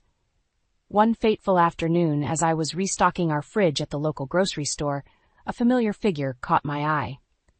There she was, Emily, draped in an ostentatious fur coat that likely cost more than my car. Her saccharine smile turned sickly sweet as she sauntered over. Well, if it isn't the scorned wife, she cooed, her voice dripping with condescension. Greg told me all about how you've been making his life miserable. My hands clenched into fists as I fought the urge to lash out. You have no idea what you're getting yourself into, Emily. Greg's just using you. She let out a derisive laugh. Keep telling yourself that, dear. Greg loves me in a way he could never love a frigid shrew like you. Before I could respond, she was gone, leaving a trail of her sickly sweet perfume in her wake. My blood boiled with rage, fueling my determination to take Greg down once and for all. With Lisa's guidance, we crafted a meticulous plan to expose Greg's deceit and ensure I received every penny I was owed. Financial records, witness statements, even private investigators, no stone would be left unturned in our pursuit of justice. As the court date loomed closer, I found myself filled with a sense of purpose. Greg had made the grave mistake of underestimating me, and now he would face the consequences of his actions. I was no longer the meek, downtrodden wife he had taken for granted. I was a woman on a mission, and nothing would stand in my way. With Lisa's guidance, I knew it was time to turn up the heat on Greg. No more playing nice. He needed to feel the full weight of his actions crashing down on him. The first salvo came in the form of a certified letter delivered straight to Greg's office. I couldn't help but smirk at the thought of his colleagues whispering behind his back, speculating about the impending legal drama. True to form, Greg responded with fury when he called me later that evening. "What the hell is this, Renee?" he snarled into the phone. "You have no right to do this." "I have every right," I shot back, my voice steady and unwavering. "You brought this on yourself, Greg. Did you really think you could just discard me like trash and ride off into the sunset with your little mistress?" His silence spoke volumes. For once, the smug, arrogant Greg seemed at a loss for words. From that point on, it was a whirlwind of activity. Lisa and I burned the midnight oil, poring over financial records and gathering every shred of evidence we could find. Witness statements, private investigator reports, even footage from security cameras, nothing was off limits. With each new piece of damning information, I felt a surge of vindication coursing through my veins. Greg had truly underestimated me, and now he would pay the ultimate price. Lisa proved to be a formidable ally, her legal expertise guiding me through the often confusing maze of divorce proceedings. "There are different types of compensation we can pursue," she explained one evening as we strategized over takeout containers. "Alimony, of course, to ensure you maintain your standard of living. But we can also go after a lump sum payment, as well as a portion of Greg's assets and investments." My head spun at the prospect, but Lisa's confidence was contagious. For the first time in months, I allowed myself to envision a future without Greg's shadow looming over me. As the court date drew nearer, the tension was palpable. Greg's lawyers tried every trick in the book, from character assassinations to spurious counter-accusations. But Lisa was a rock, her unwavering resolve a beacon guiding me through the storm. Finally, the day of reckoning arrived. I took the stand, my heart pounding in my chest as I recounted the sordid details of Greg's betrayal. His lawyers tried to rattle me, but I stood firm, bolstered by the mountain of evidence we had amassed. When the judge finally rendered his verdict, the weight that had been bearing down on me for months seemed to lift. Greg was ordered to pay a substantial settlement, including alimony and a sizable portion of his assets. As the courtroom cleared, I caught a glimpse of Greg's contorted face, twisted with rage and disbelief. But for once, his tantrum didn't faze me.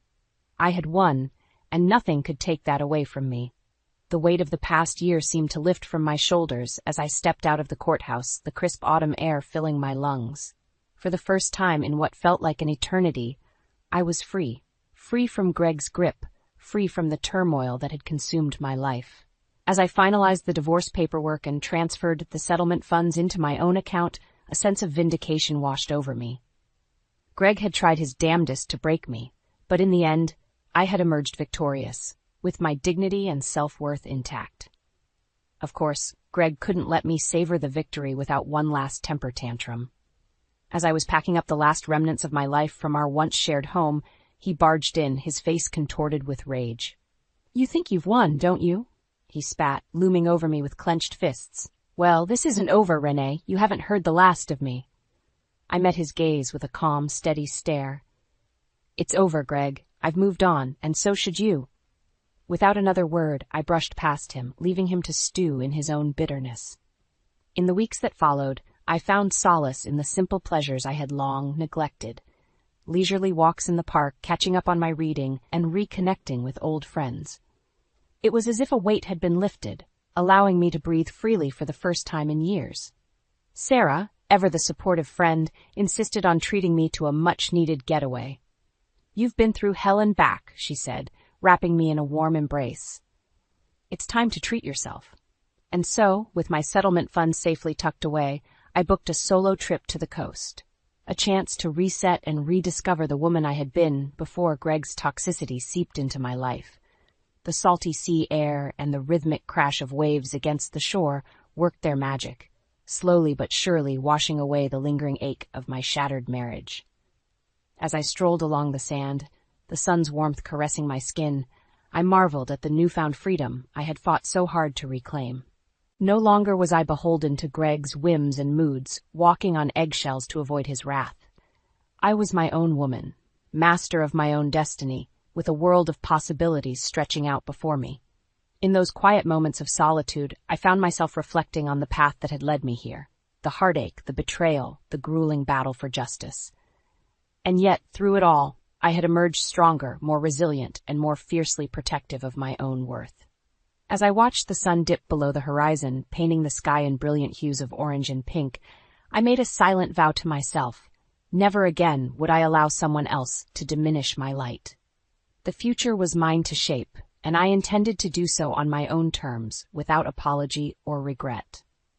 The months following my divorce from Greg ushered in a newfound sense of peace and self-discovery. I threw myself into my work, relishing the freedom to chase my ambitions without the weight of a toxic relationship holding me back. It was at a local charity gala, surrounded by the city's elite, that my hard-earned tranquility was shattered. As I mingled with colleagues and potential investors, a familiar figure caught my eye across the crowded ballroom. Greg, looking every bit the smug philanderer, with Emily draped on his arm like a gaudy accessory. I felt my stomach lurch as they approached. Greg's self-satisfied smirk seeming to grow wider with every step. Well, well, if it isn't my dear ex-wife, he proclaimed loudly, drawing the attention of nearby guests. Renee, meet my radiant wife, Emily. We're expecting our little bundle of joy soon. Looks like everything is going right for me. Emily flashed a sickly sweet smile, her hand resting on the swell of her pregnant belly. In that moment, a wave of nausea washed over me, threatening to send the contents of my glass tumbling to the floor. Before I could react, the words spilled from my lips, fueled by a sudden surge of righteous indignation. Congratulations, I replied, my voice dripping with thinly veiled disdain. How many men have fathered your supposed bundle of joys, Emily? The smile melted from Emily's face as she recoiled, her eyes widening in shock. Greg, ever the clueless fool, simply furrowed his brow in confusion. What the hell are you talking about, Renee? I leveled my gaze at Emily, unflinching. You heard me. Or did you think your little secrets would stay buried forever? With that, I turned on my heel and strode away, leaving Greg sputtering in my wake. The weight of Emily's deceit, the tangled web of lies she had spun, no longer burdened me. In that moment, I felt a sense of liberation, a vindication that transcended the petty drama of my failed marriage. In the days that followed, whispers rippled through the social grapevine, rumors of Emily's sordid past, a trail of broken hearts and shattered lives left in her wake. It seemed that even Greg's wealth and status couldn't shield him from the consequences of his misplaced trust. One evening, as I was unwinding after a long day at the office, my phone rang with an all-too-familiar number. Greg's voice, laced with desperation, crackled through the line. Renee, we need to talk. Please, just hear me out. I almost pitied him in that moment, a man brought to his knees by his own hubris. But the scars of his betrayal ran too deep, and I had no intention of reopening those wounds. Greg, it's over, I replied, my voice steady and resolute. Whatever mess you've found yourself in, you'll have to sort it out on your own. His pleas fell on deaf ears as I ended the call, a newfound sense of closure washing over me. The path ahead was clear, unburdened by the baggage of my failed marriage. In the days and weeks that followed, I watched from afar as Greg's world unraveled. Emily's web of lies lay exposed, and the once charming businessman found himself shunned by the very social circles he had once dominated. As for me, I strode forward with my head held high, reveling in the knowledge that I had emerged from the ashes of my former life stronger, wiser, and utterly vindicated. As I left the charity gala that fateful night, a peculiar sense of satisfaction washed over me. For too long, I had allowed Greg and his scheming mistress to dictate the narrative, to hold the power over my emotions. But in that moment, the tables had turned, and their carefully constructed facade was crumbling before their very eyes. In the days that followed, the whispers grew louder, spreading like wildfire through the social circles Greg and Emily had once dominated. It seemed that Emily's past indiscretions, her trail of broken hearts and shattered lives, had finally caught up with her. Reports trickled in of scorned lovers emerging from the shadows, each with their own sordid tale of Emily's deceit. Fake identities, fabricated pregnancies, entire relationships built on a foundation of lies. It was a twisted web that even Greg, in all his arrogance, couldn't ignore. The once charming businessman found himself increasingly isolated, his friends and colleagues distancing themselves from the unfolding drama. Gone were the days of backslapping camaraderie and exclusive country club memberships. In their place, a deafening silence, punctuated by sidelong glances and hushed whispers. It was during this period of social exile that Greg reached out to me, his voice tinged with desperation. Renee, please, he implored over the crackling phone line. You have to help me. Emily, she's not who I thought she was. I couldn't help but let out a bitter laugh at the irony of his plea. And you think I owe you anything, Greg, after everything you put me through? His silence spoke volumes. For once, the smooth-talking charmer was at a loss for words, his silver tongue rendered impotent by the weight of his own hubris. I'm sorry, Greg, I continued, my voice brimming with a newfound confidence, but you made your bed a long time ago. Now you get to lie in it. With a decisive click, I ended the call, severing the last remaining tie to my former life. Greg's world was crumbling around him, and I had no intention of getting caught in the rubble. As the weeks wore on, The once powerful couple found themselves increasingly ostracized, their social status reduced to little more than a punchline.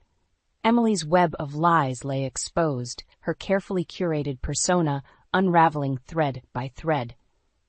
And Greg, the man who had once so callously discarded me in pursuit of his own selfish desires, was left to pick up the pieces of his shattered life. The lavish lifestyle, the adoring social circle, the illusion of power and prestige, all of it had crumbled in the wake of Emily's deception.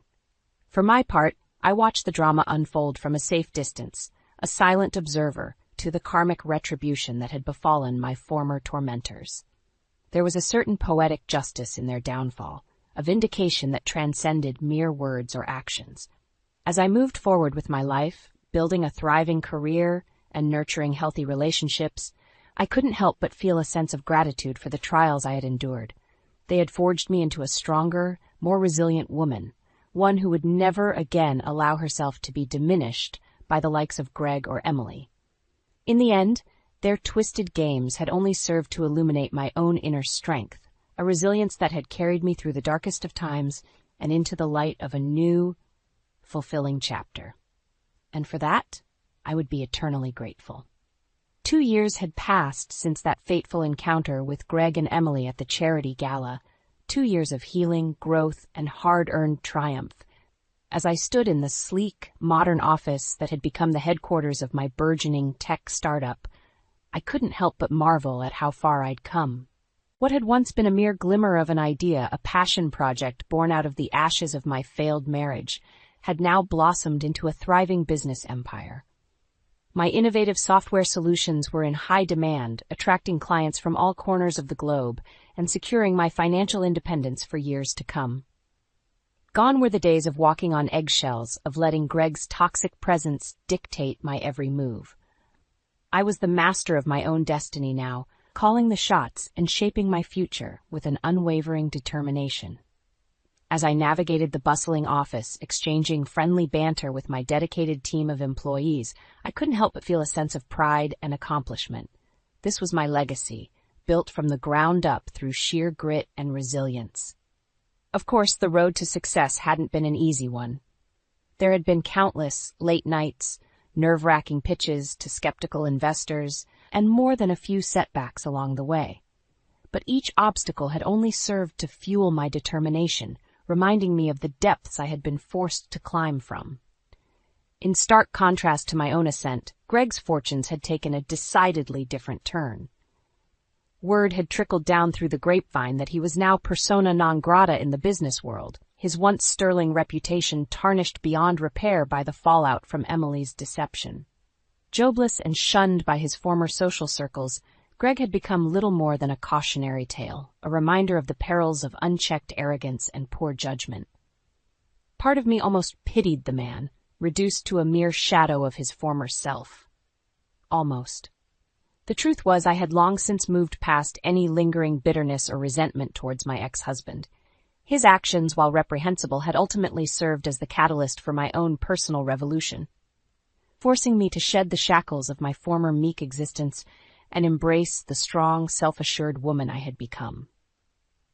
As I stepped out onto the balcony of my corner office, taking in the breathtaking view of the city skyline, I couldn't help but feel a sense of profound gratitude for the winding path that had led me here.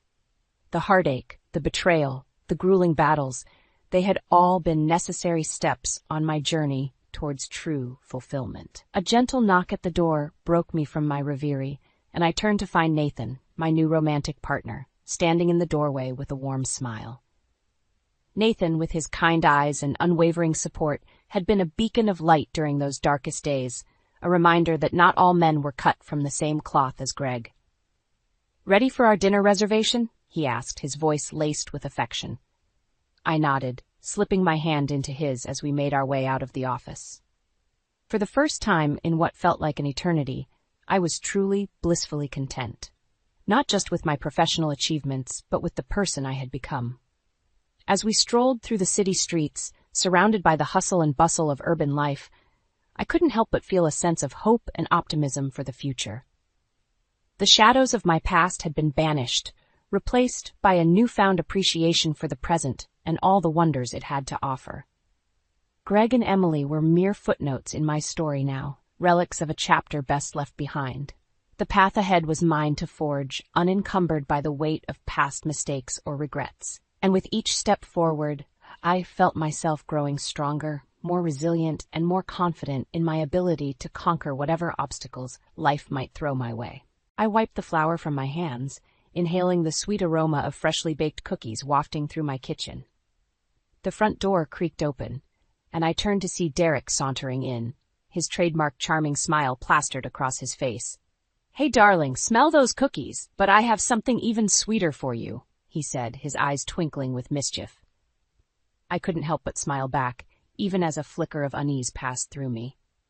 There was something off about his expression, a darkness lurking beneath the surface that I couldn't quite place. "Oh, and what might that be?" I asked, trying to keep my tone light. Derek reached into his pocket and pulled out a small velvet box. My heart skipped a beat as he dropped to one knee. "Emma Rowland, will you marry me?" The world seemed to stop. This was everything I'd ever dreamed of, wasn't it? Yet that nagging feeling of doubt persisted. "Derek, I don't know what to say," I stammered. His smile faltered for a moment. "Say yes. Of course. We're perfect together, Emma. Think about it. The successful marketing exec and the talented baker. We'll be unstoppable." I hesitated, my hand unconsciously moving to rest on my slightly swollen belly. We'd only known each other for 6 months, and I was already 3 months pregnant. It all felt so fast. "What about the baby?" I asked softly. Derek's eyes hardened for a split second before his charm offensive kicked back in. "That's why this is perfect timing, sweetheart. We'll be a real family." I took a deep breath, pushing my doubts aside. "Yes, Derek. Yes, I'll marry you." He slipped the ring on my finger and pulled me into a kiss. It should have been magical, but something felt off. The next few weeks passed in a whirlwind of wedding preparations. I was at my parents' house, discussing flower arrangements with my mother, when my phone buzzed with a text from Derek. "Sorry, babe. Late meeting." "Don't wait up." I frowned, showing the message to my mom. "That's the 3rd time this week," I said. Mom patted my hand. "I'm sure he's just busy with work, dear. Planning a wedding and preparing for a baby is a lot of stress." I nodded, not entirely convinced. "I guess you're right." Later that evening, I was about to head home when I overheard my parents talking in hushed tones in the kitchen. "I don't like it, Marge," my father's gruff voice carried. "Something's not right with that Derek fellow." "Oh, Harold, you're just being overprotective," Mom replied. "Emma's a grown woman. She can make her own choices.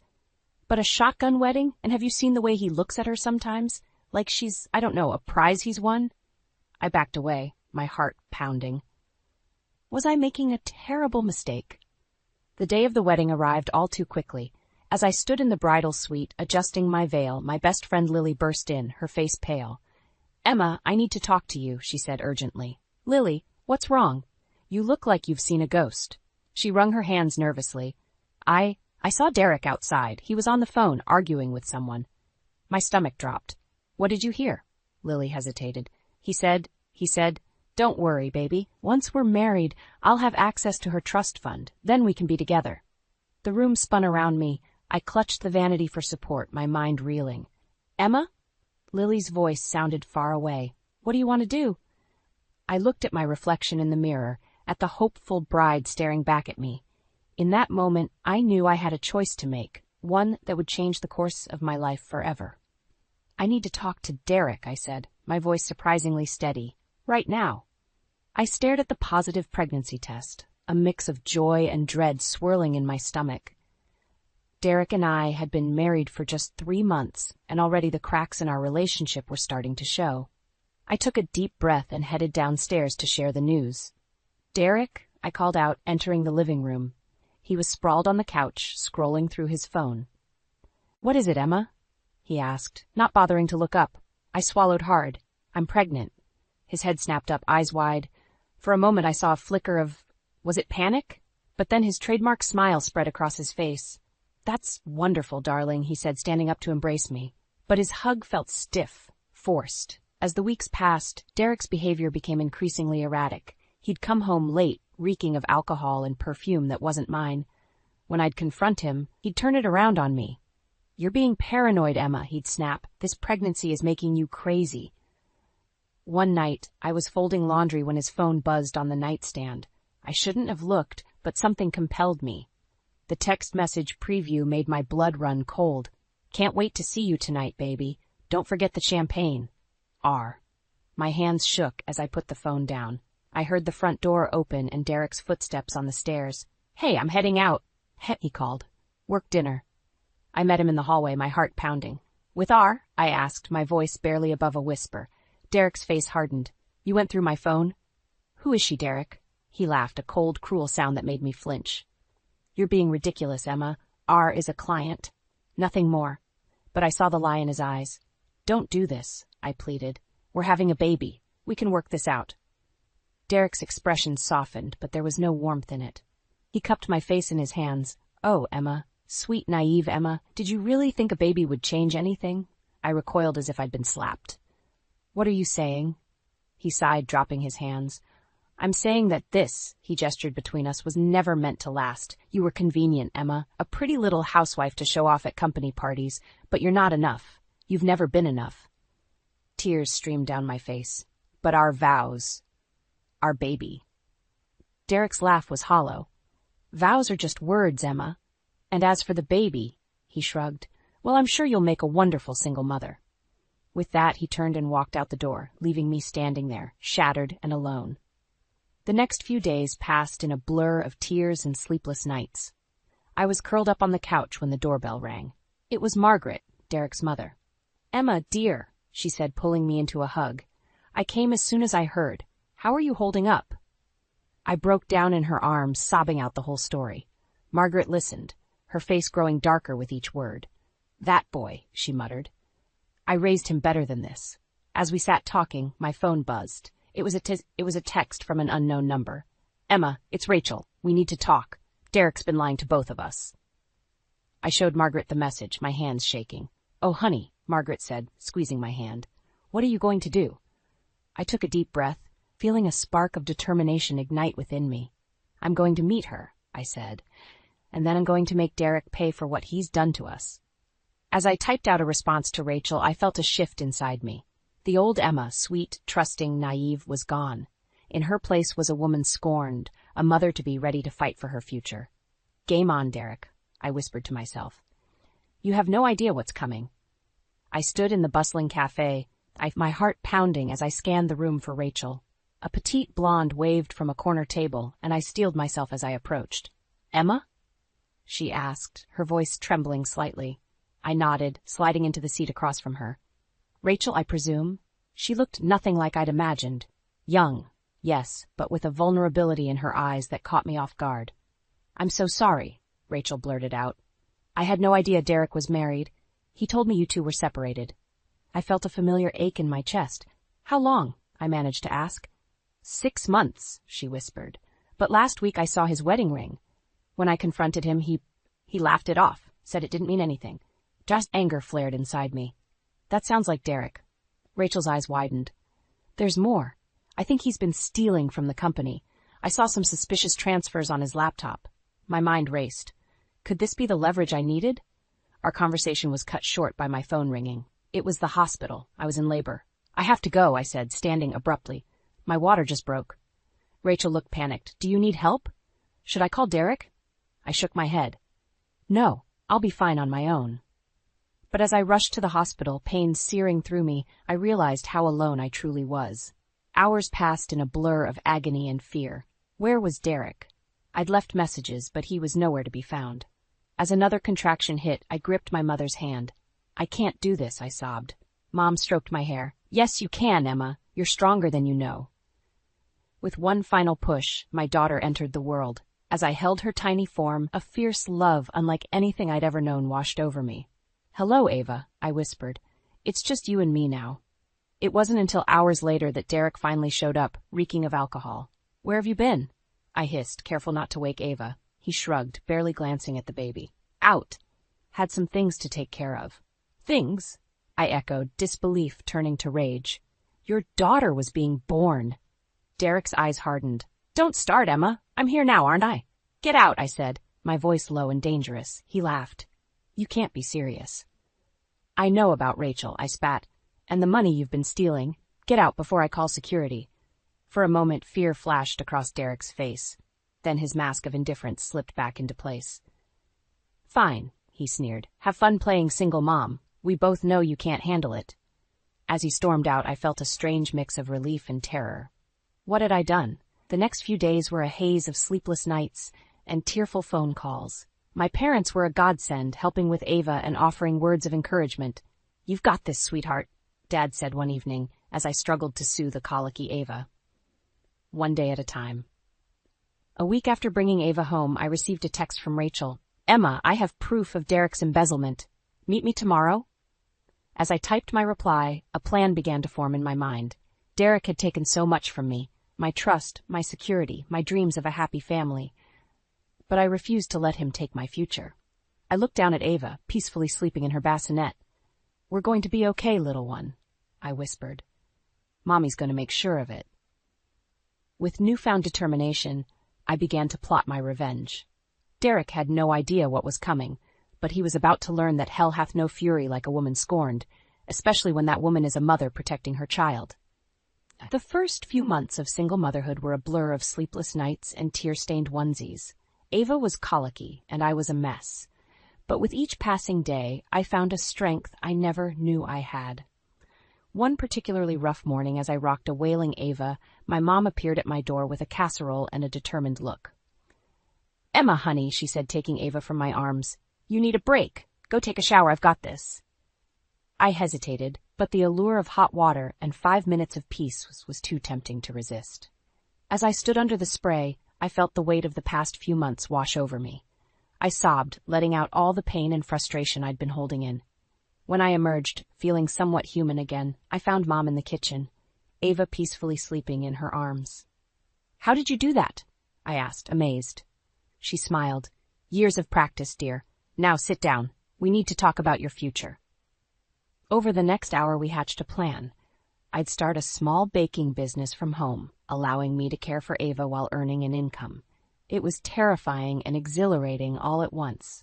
Weeks passed, and word of my baked goods spread through the neighborhood. I was exhausted but fulfilled, finally feeling like I was regaining control of my life. Then, on a crisp autumn morning, everything changed. I was elbow-deep in cookie dough when there was a knock at the door. I opened it to find Derek standing there, looking haggard but still infuriatingly handsome. What are you doing here? I asked, my voice cold. He ran a hand through his hair. I need your help, Emma. I've lost everything. My job, my apartment. Rachel left me. I felt a twisted sense of satisfaction, quickly followed by anger. And that's my problem because I'm still Ava's father, he said, his eyes pleading. I want to make things right, for her. I was about to slam the door in his face when Ava toddled into view. Dada? She said, her little face lighting up.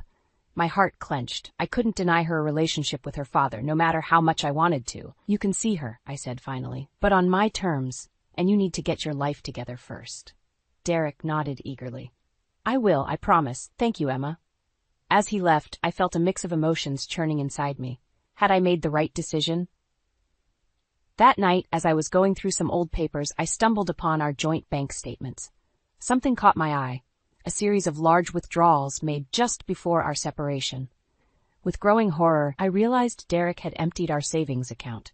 Fury coursed through me. How dare he come here, playing the repentant father, when he'd stolen our daughter's future?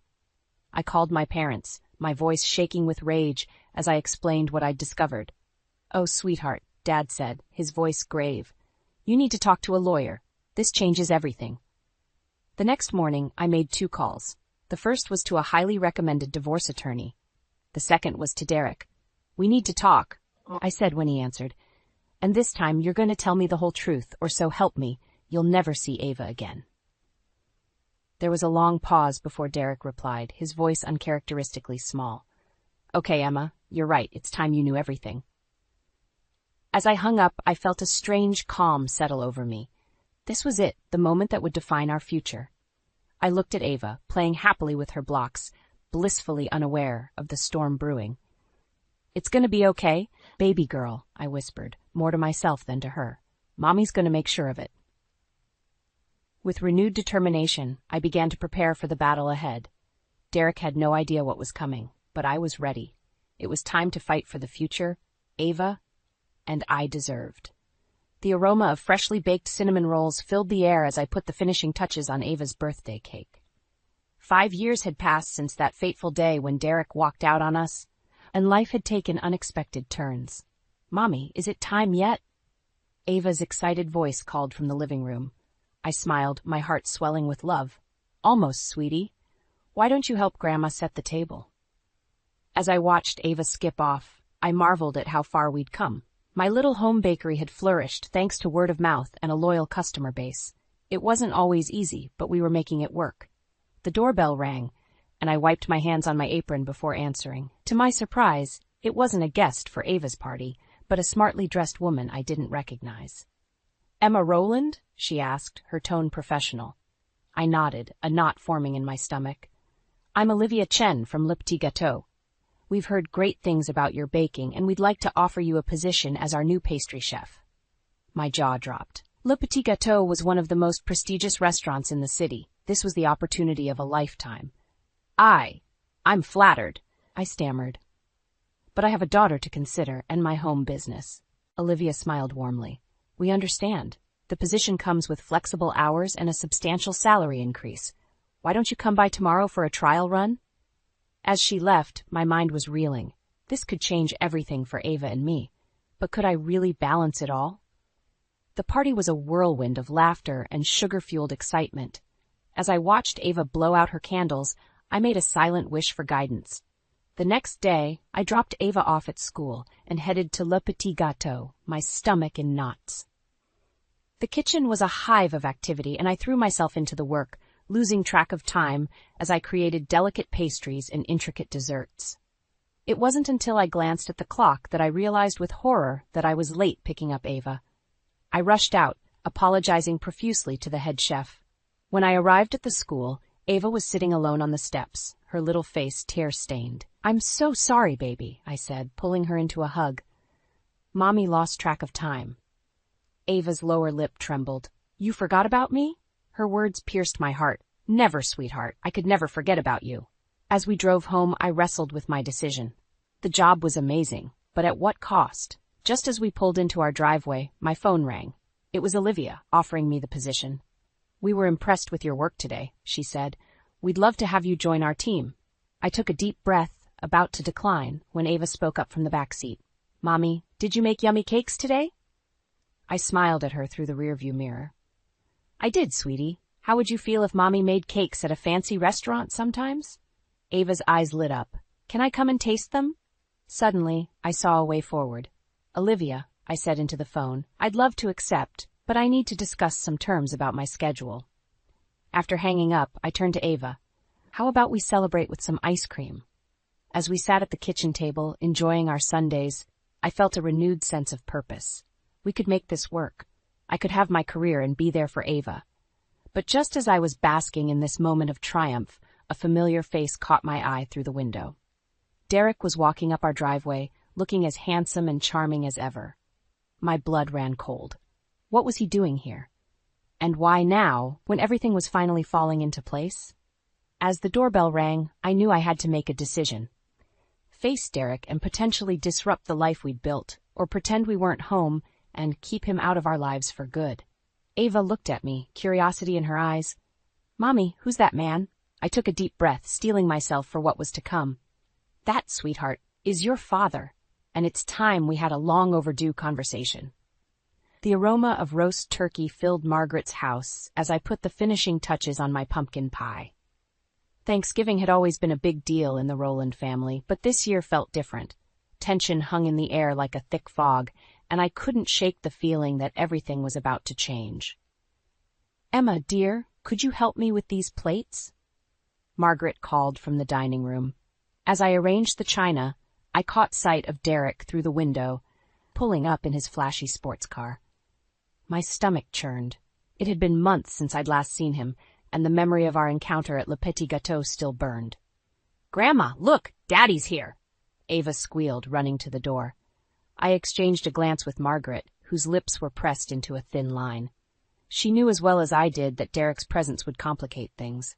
The moment Derek walked in, the atmosphere shifted. He scooped Ava up, showering her with kisses and presents, while barely acknowledging me or his mother. As we gathered around the table, I could feel the weight of unspoken words pressing down on us. Margaret cleared her throat, her voice strained as she asked us to join hands for grace. That's when I saw a flash of red on Derek's collar. Lipstick. My heart raced as I remembered Rachel, the young woman I'd seen him with at the restaurant. Throughout the meal, Derek regaled everyone with tales of his business successes, carefully omitting any mention of his personal life. But I couldn't stay silent any longer. The truth was clawing its way up my throat, demanding to be heard.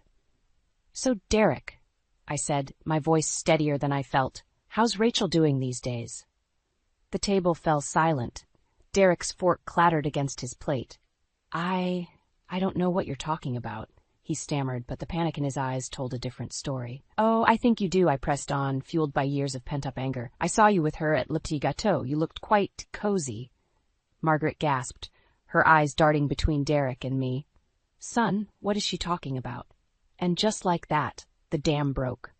Words poured out of me, every lie, every betrayal, every moment of heartache Derek had caused over the years.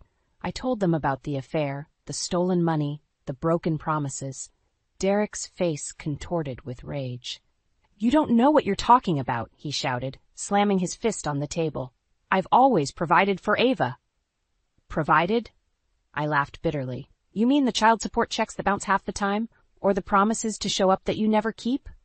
Margaret's face had gone pale. "Derek, is this true? Have you been lying to all of us?" For a moment I saw a flicker of shame cross Derek's face, but it was quickly replaced by his usual charm offensive. "Mom, you know me," he said, reaching for Margaret's hand. "Emma's just bitter. She's always been jealous of my success." But Margaret pulled away, her eyes filled with a mixture of hurt and disappointment. "I think I'm finally seeing you clearly for the first time, Derek, and I don't like what I see." The room erupted into chaos. Derek yelled, Margaret cried, and Ava, confused and frightened, clung to my leg. In the midst of it all, I felt a strange sense of calm. The truth was finally out. As Derek stormed out, slamming the door behind him, I turned to Margaret. Her face was streaked with tears, but there was a resolve in her eyes that I'd never seen before. "Emma," she said, taking my hand, "I owe you an apology, and I think it's time we had a long talk about how we're going to make things right." In that moment, looking at Margaret's determined face and feeling Ava's small hand in mine, I realized that this was far from over. The real battle was just beginning, and I needed to be ready for whatever came next. The weeks following Thanksgiving were a whirlwind. With Margaret's unwavering support and my parents rallying around me, I felt stronger than ever. But I knew Derek wouldn't go down without a fight. I was in the bakery, up to my elbows in bread dough, when my phone buzzed. It was Rachel. "Emma, we need to talk. It's about Derek." My heart raced as I agreed to meet her at a nearby cafe. When I arrived, Rachel looked a mess, her eyes red-rimmed, her usually perfect hair disheveled. "He's been lying to me," she blurted out. "To everyone. I found documents. Emma, he's been embezzling from his company, and there's more." As Rachel spilled Derek's secrets, my mind reeled. The affairs, the stolen money, the web of lies, it was worse than I'd imagined. "I'm so sorry," Rachel sobbed. "I had no idea about you and Ava. I'm leaving him." I reached across the table, squeezing her hand. "It's not your fault. Derek fooled us all." Armed with this new information, I felt a surge of determination. It was time to end Derek's games once and for all. But Derek had one last card to play. The next morning, as I opened the bakery, he was waiting for me. "Emma," he said, his voice honey-sweet, "we need to talk." I steeled myself, letting him in. "Make it quick, Derek, I have work to do." I did. He paced the kitchen, running his hands through his hair. "I've been thinking about us, about our family. I want to make things right." I laughed bitterly. "Right? After everything you've done?" "I know I've made mistakes," he pleaded. "But I love you, Emma. I love Ava. Give me another chance." For a moment, I saw a flicker of the man I'd fallen in love with, but then I remembered Rachel's words, the years of lies and betrayal. "No, Derek," I said firmly. "It's too late for that." His face darkened. "You don't want to do this, Emma. I can make things very difficult for you." "Are you threatening me?" I asked, my voice steady despite my pounding heart. I'm just saying, it would be a shame if something happened to your little bakery, or if Ava found out what a vindictive bitch her mother really is.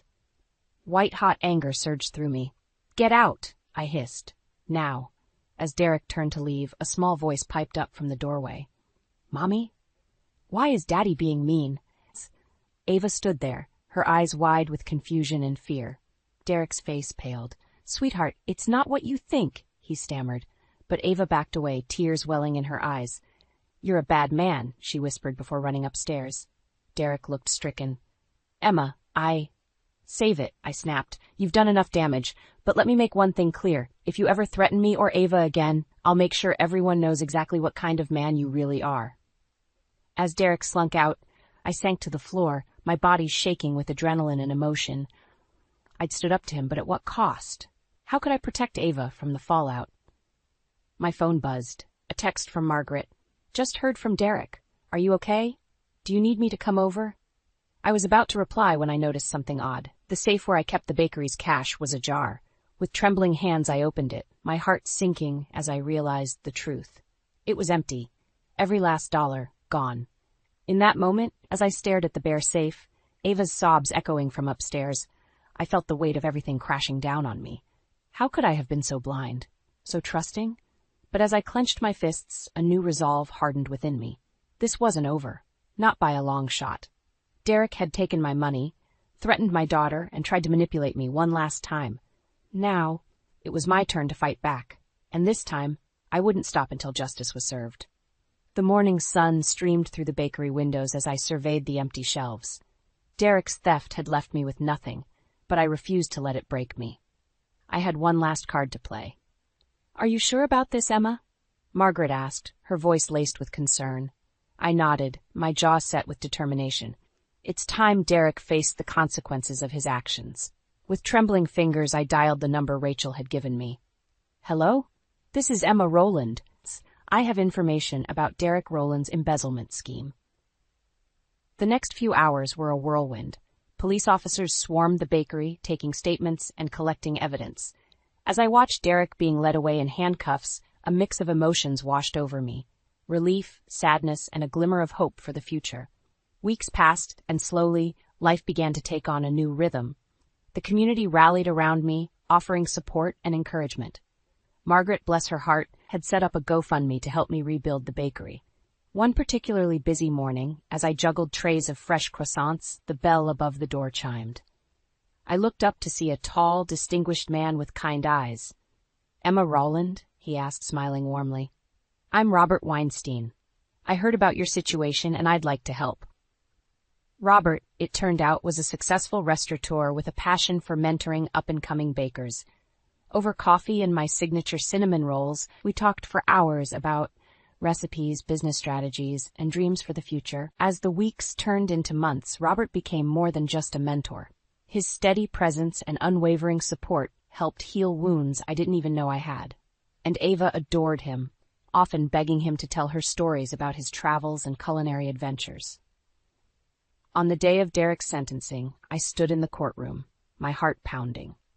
As the judge read out his verdict, guilty on all counts, I felt a weight lift from my shoulders.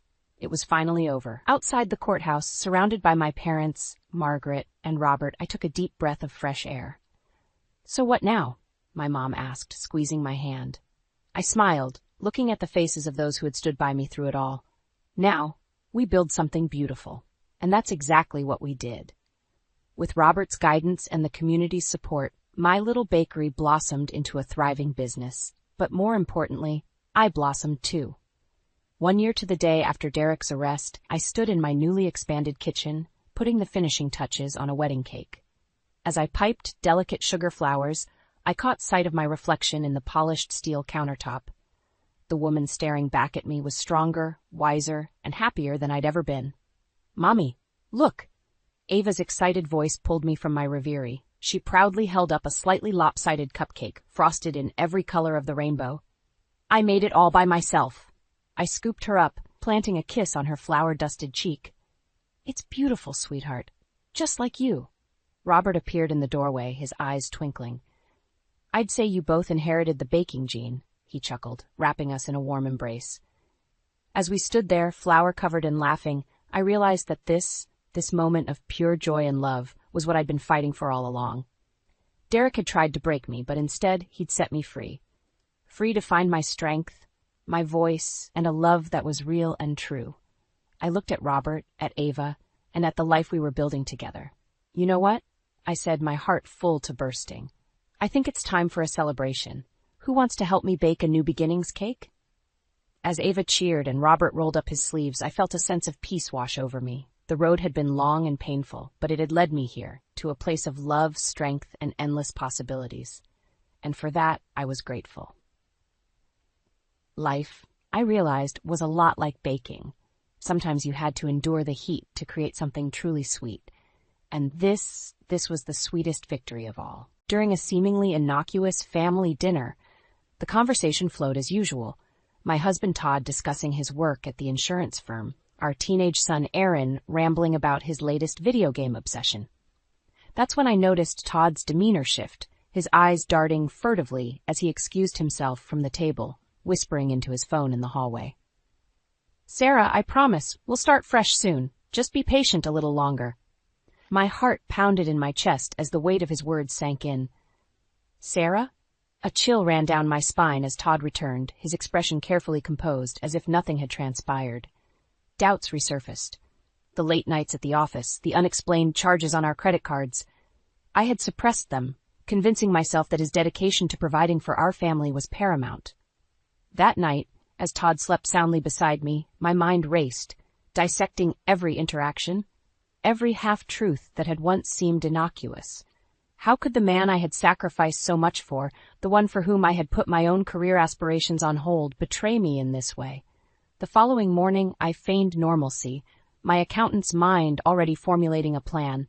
If Todd thought he could deceive me, the woman who had meticulously managed our finances for decades, he was sorely mistaken. I would unravel this web of lies, one thread at a time. Poring over our banking statements, I noticed suspicious patterns, lavish purchases, withdrawals, and transfers that defied explanation. Each discrepancy fueled my determination, hardening my resolve to expose the truth, no matter how painful. As the days passed, my investigation intensified. I scoured credit card statements, cross-referenced receipts, and flagged every anomaly. The evidence mounted, and with it, my sense of betrayal deepened. One evening, while Todd was supposedly working late, I followed a lead to an upscale apartment complex. There, in the dimly lit parking lot, I caught a glimpse of him embracing a younger woman, their bodies intertwined in a passionate kiss. My heart shattered as the realization hit me. My husband, the man I had devoted my life to, had been living a lie. The evidence of Todd's betrayal lay scattered across my office desk. Bank statements, credit card receipts, all pointing to a hidden life he had so carefully concealed.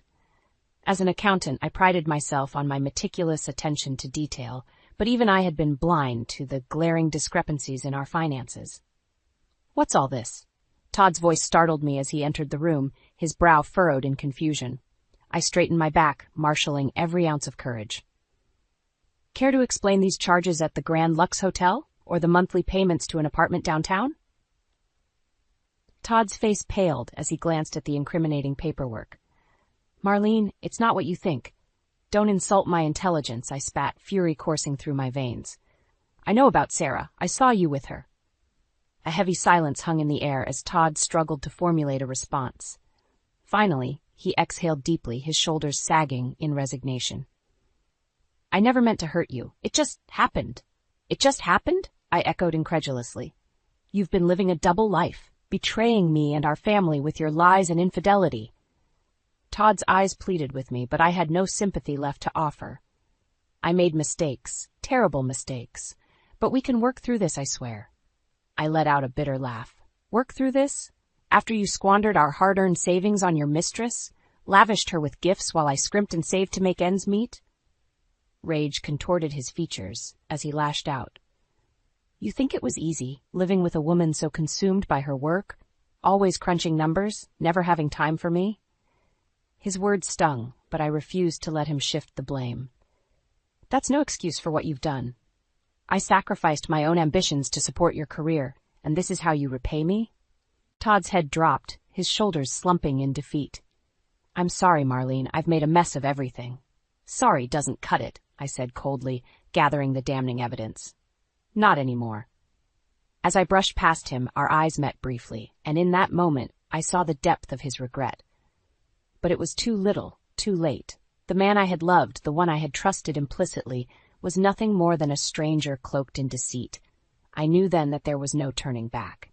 The scales had fallen from my eyes, and I would stop at nothing to regain what was rightfully mine: my dignity, my independence, and my future. In the days following my confrontation with Todd, a heavy pall hung over our once happy home. The warmth and laughter that had once filled its walls were now replaced by a suffocating silence, punctuated only by the occasional heated exchange. "I want a divorce," I stated flatly one evening, my hands trembling with a mixture of fear and resolve. Todd's eyes widened in disbelief. "You can't be serious, Marlene, after everything we've been through?" "You did this?" I shot back, gesturing to the emptiness that now surrounded us. "Your lies, your betrayal, they destroyed our marriage." He shook his head vehemently. "We can work it out. I'll do anything. Just don't throw away our family like this." But his pleas fell on deaf ears. The damage had been done, and the trust that had once bound us together lay in tatters. I knew, deep down, that there was no salvaging what remained of our broken union. Steeling my nerves, I contacted a divorce lawyer, a formidable woman named Rachel, who promised to fight for my fair share. As we pored over the financial records, a clearer picture of Todd's deception emerged. Lavish gifts, exotic vacations, all funded by our hard-earned savings. "He treated her like a queen while I struggled to make ends meet," I confided in Rachel, my voice thick with emotion. Her eyes narrowed with determination. "We'll make sure he pays for every penny, Marlene. This is just the beginning." True to her word, Rachel guided me through the labyrinth of legal proceedings, ensuring that every asset, every hidden account was laid bare. With each revelation, I felt a twisted sense of vindication, knowing that Todd's carefully constructed facade was crumbling around him. Yet, even as the evidence mounted, a part of me still clung to the memories of the man I had once loved. The charming, devoted husband who had promised to cherish me forever. How could someone I had trusted so implicitly have become such a stranger? In my darkest moments, I found solace in the company of my closest friend, Jenna. Over countless cups of coffee, she listened patiently as I poured out my pain, my anger, and my doubts. "You're doing the right thing, Marlene," she would reassure me, her warm embrace offering a brief respite from the storm that raged within. "He doesn't deserve your loyalty after what he's done." Her words, though harsh, rang true. Todd had shattered the sacred vows that had once bound us, and there was no turning back. As the divorce proceedings gained momentum, I could feel the weight of his betrayal slowly lifting from my shoulders, replaced by a newfound sense of purpose. I would emerge from this ordeal stronger, wiser, and above all, unbroken. The road ahead might be long and uncertain, but I knew that with each step I was reclaiming the life that had once been so callously stolen from me. As the days turned into weeks, the weight of Todd's betrayal seemed to bear down on me more heavily with each passing moment. Despite the support of my dear friend Jenna, I found myself drowning in a sea of doubt and anger, struggling to make sense of the life I had once known. It was during one of our coffee dates that Jenna broached a subject I had been too afraid to confront. "Have you considered hiring a private investigator?" she asked gently, her eyes filled with concern. I recoiled at the suggestion, my mind immediately conjuring up images of seedy detectives and sordid affairs laid bare. "I'm not sure I want to know any more than I already do." Jenna reached across the table, her warm hand enveloping mine. "Marlene, you deserve the truth, all of it. Isn't it better to have the facts than to be haunted by uncertainty?" Her words struck a chord, and I knew she was right. As painful as it might be, I needed to uncover the full extent of Todd's betrayal to finally shed light on the secrets he had kept hidden for so long. With Jenna's help, I tracked down a reputable private investigator, a no-nonsense woman named Samantha, who promised to handle my case with discretion and professionalism. "Just tell me what you need, and I'll get to the bottom of it," she assured me during our initial consultation. I steeled myself, listing off the details I had uncovered: the mysterious apartment, the unexplained charges, and the elusive woman named Sarah. Samantha nodded, her keen eyes taking in every detail. "Leave it to me," she said with a confident nod. True to her word, within a matter of days, Samantha had unearthed a trove of damning evidence. Surveillance photos captured Todd's clandestine meetings with a woman identified as Clarice, a younger, stunning brunette who appeared to be his mistress. He's been lavishing her with gifts, jewelry, designer clothes, all paid for with your money, Samantha reported grimly, sliding a stack of incriminating receipts across the table. As I pored over the evidence, my hands trembled with a potent mix of rage and heartbreak. This Clarice was no mere fling. Todd had been leading an entire double life, one funded by the very savings I had worked so tirelessly to build. "That bastard," I spat, hot tears of anger stinging my eyes. "He's going to pay for every single lie." Samantha's expression hardened with determination. "We'll make sure of it. This is just the beginning." With the truth laid bare before me, I felt a newfound sense of resolve coursing through my veins. No longer would I be the naive, trusting wife, blindly following the path laid out for me. This time, I would be the one calling the shots, and Todd would soon learn the true cost of his deceit.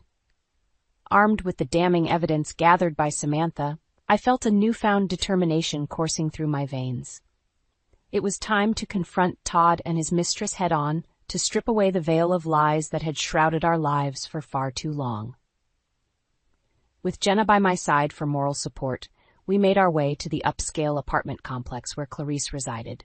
My heart pounded with a mixture of anger and trepidation as we approached the sleek glass doors, the weight of what I was about to do bearing down on me.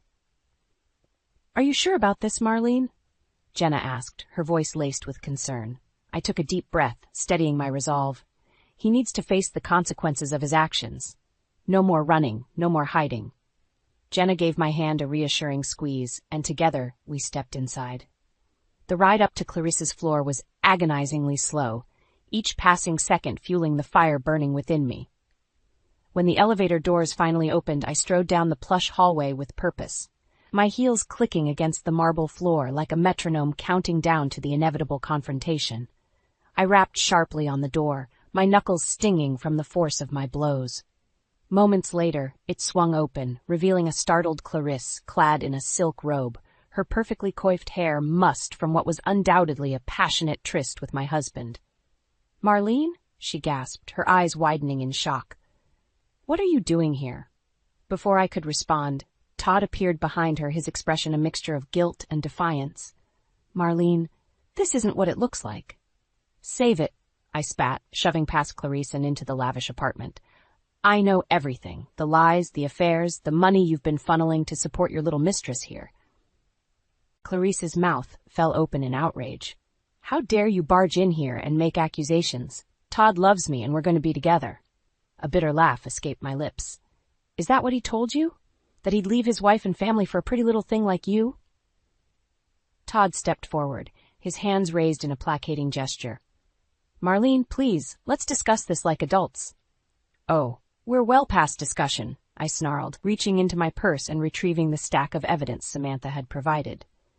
"I have proof of every sordid detail. The secret apartment, the lavish gifts, all paid for with money that should have gone to supporting our family."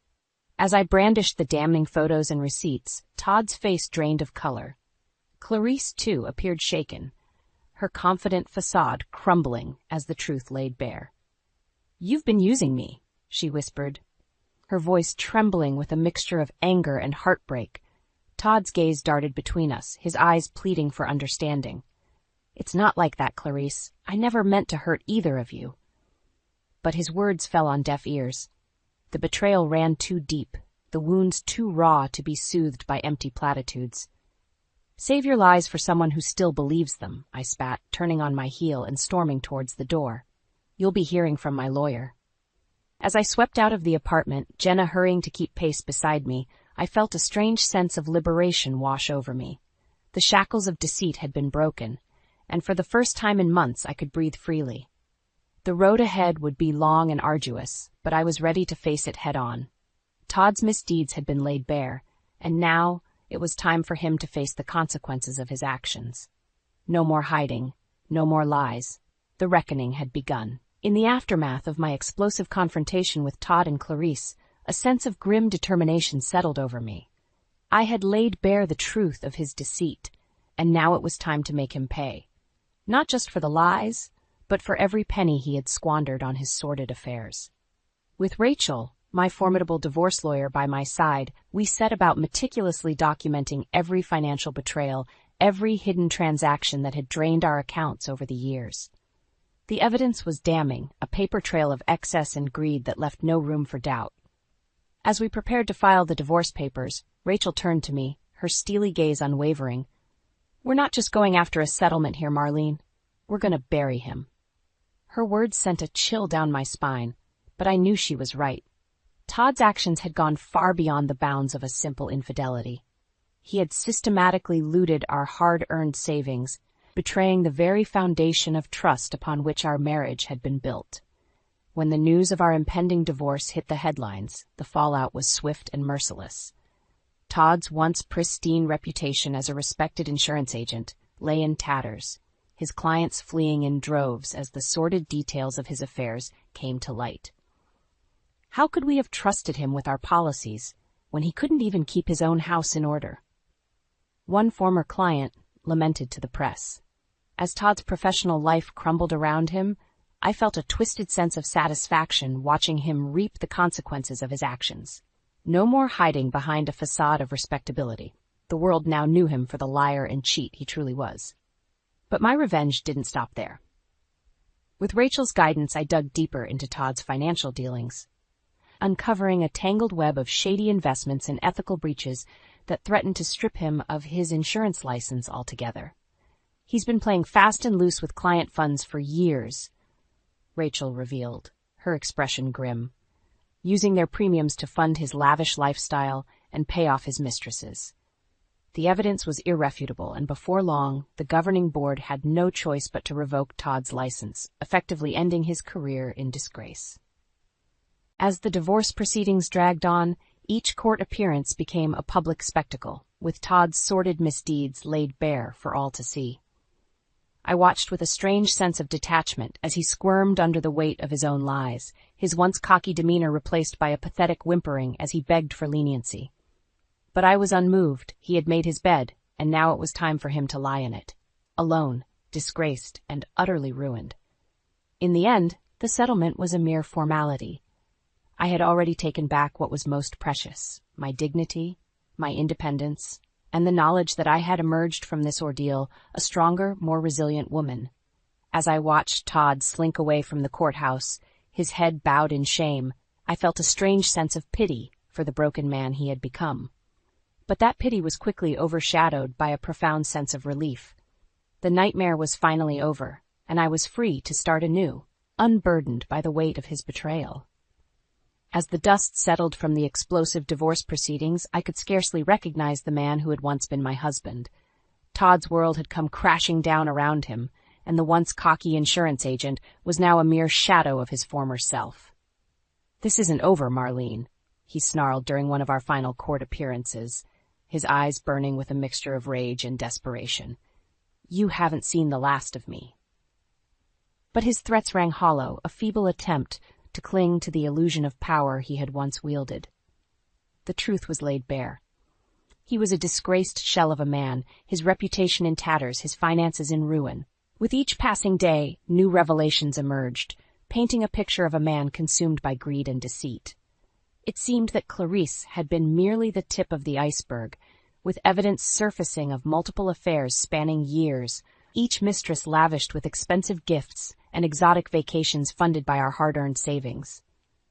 He treated them like queens while I scraped by, pinching every penny, I confided to Jenna over coffee, my hands trembling with a mixture of anger and disbelief.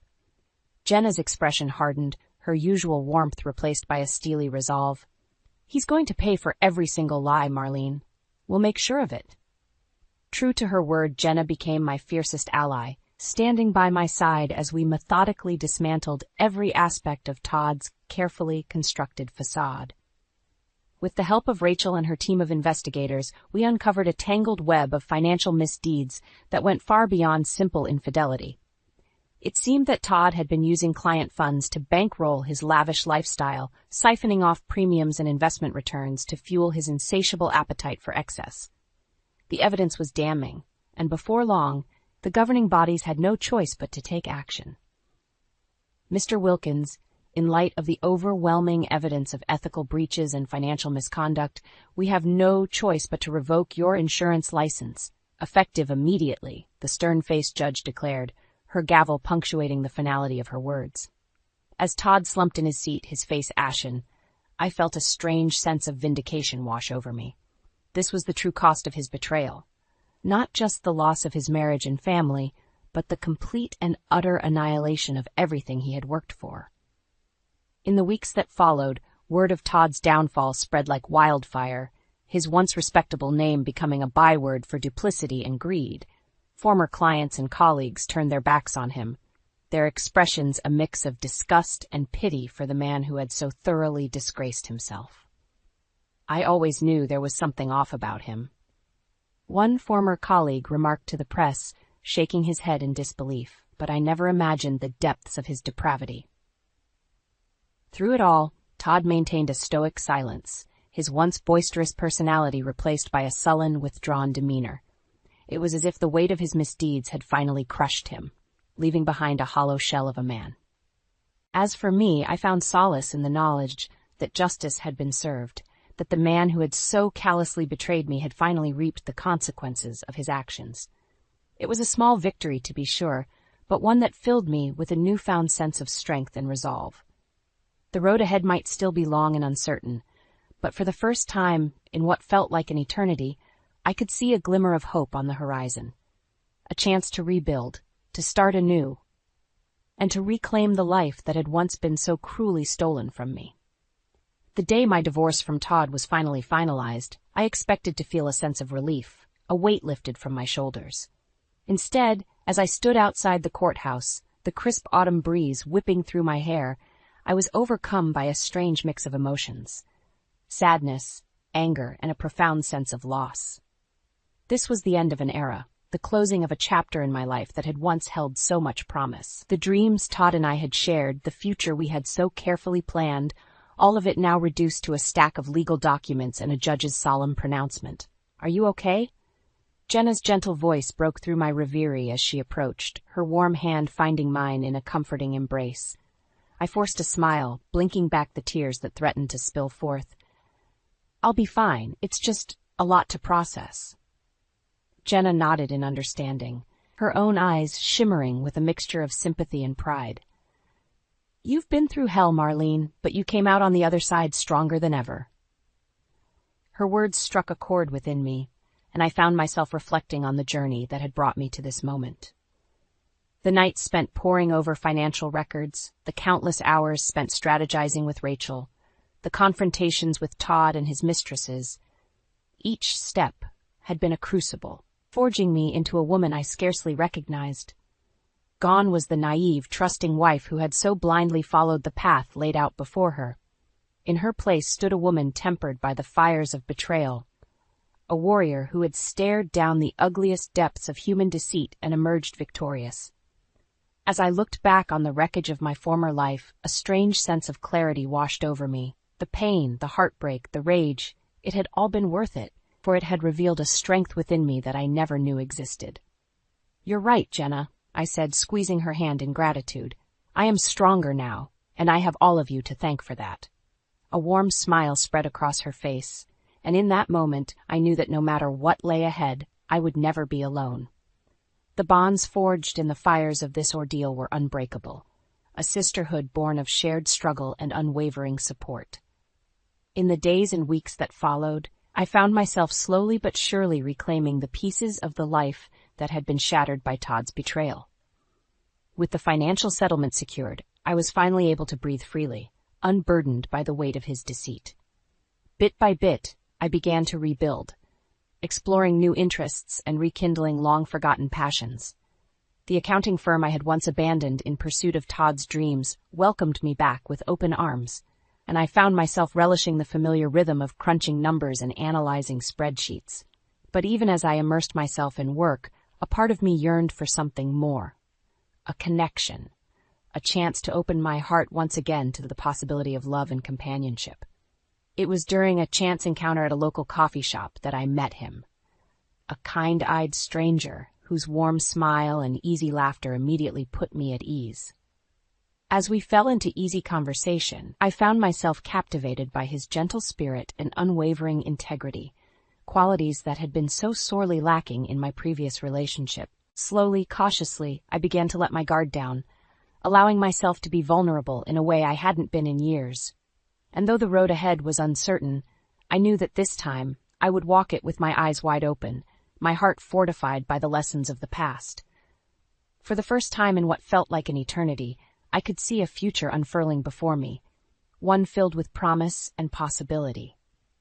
The shadows of Todd's betrayal still lingered, but they no longer held the power to consume me. I was free at last to embrace the life I had so longed for, a life lived on my own terms, guided by the unwavering strength that had carried me through the darkest of times. And as I stepped forward into the unknown, I did so with a renewed sense of purpose, my head held high and my spirit unbroken.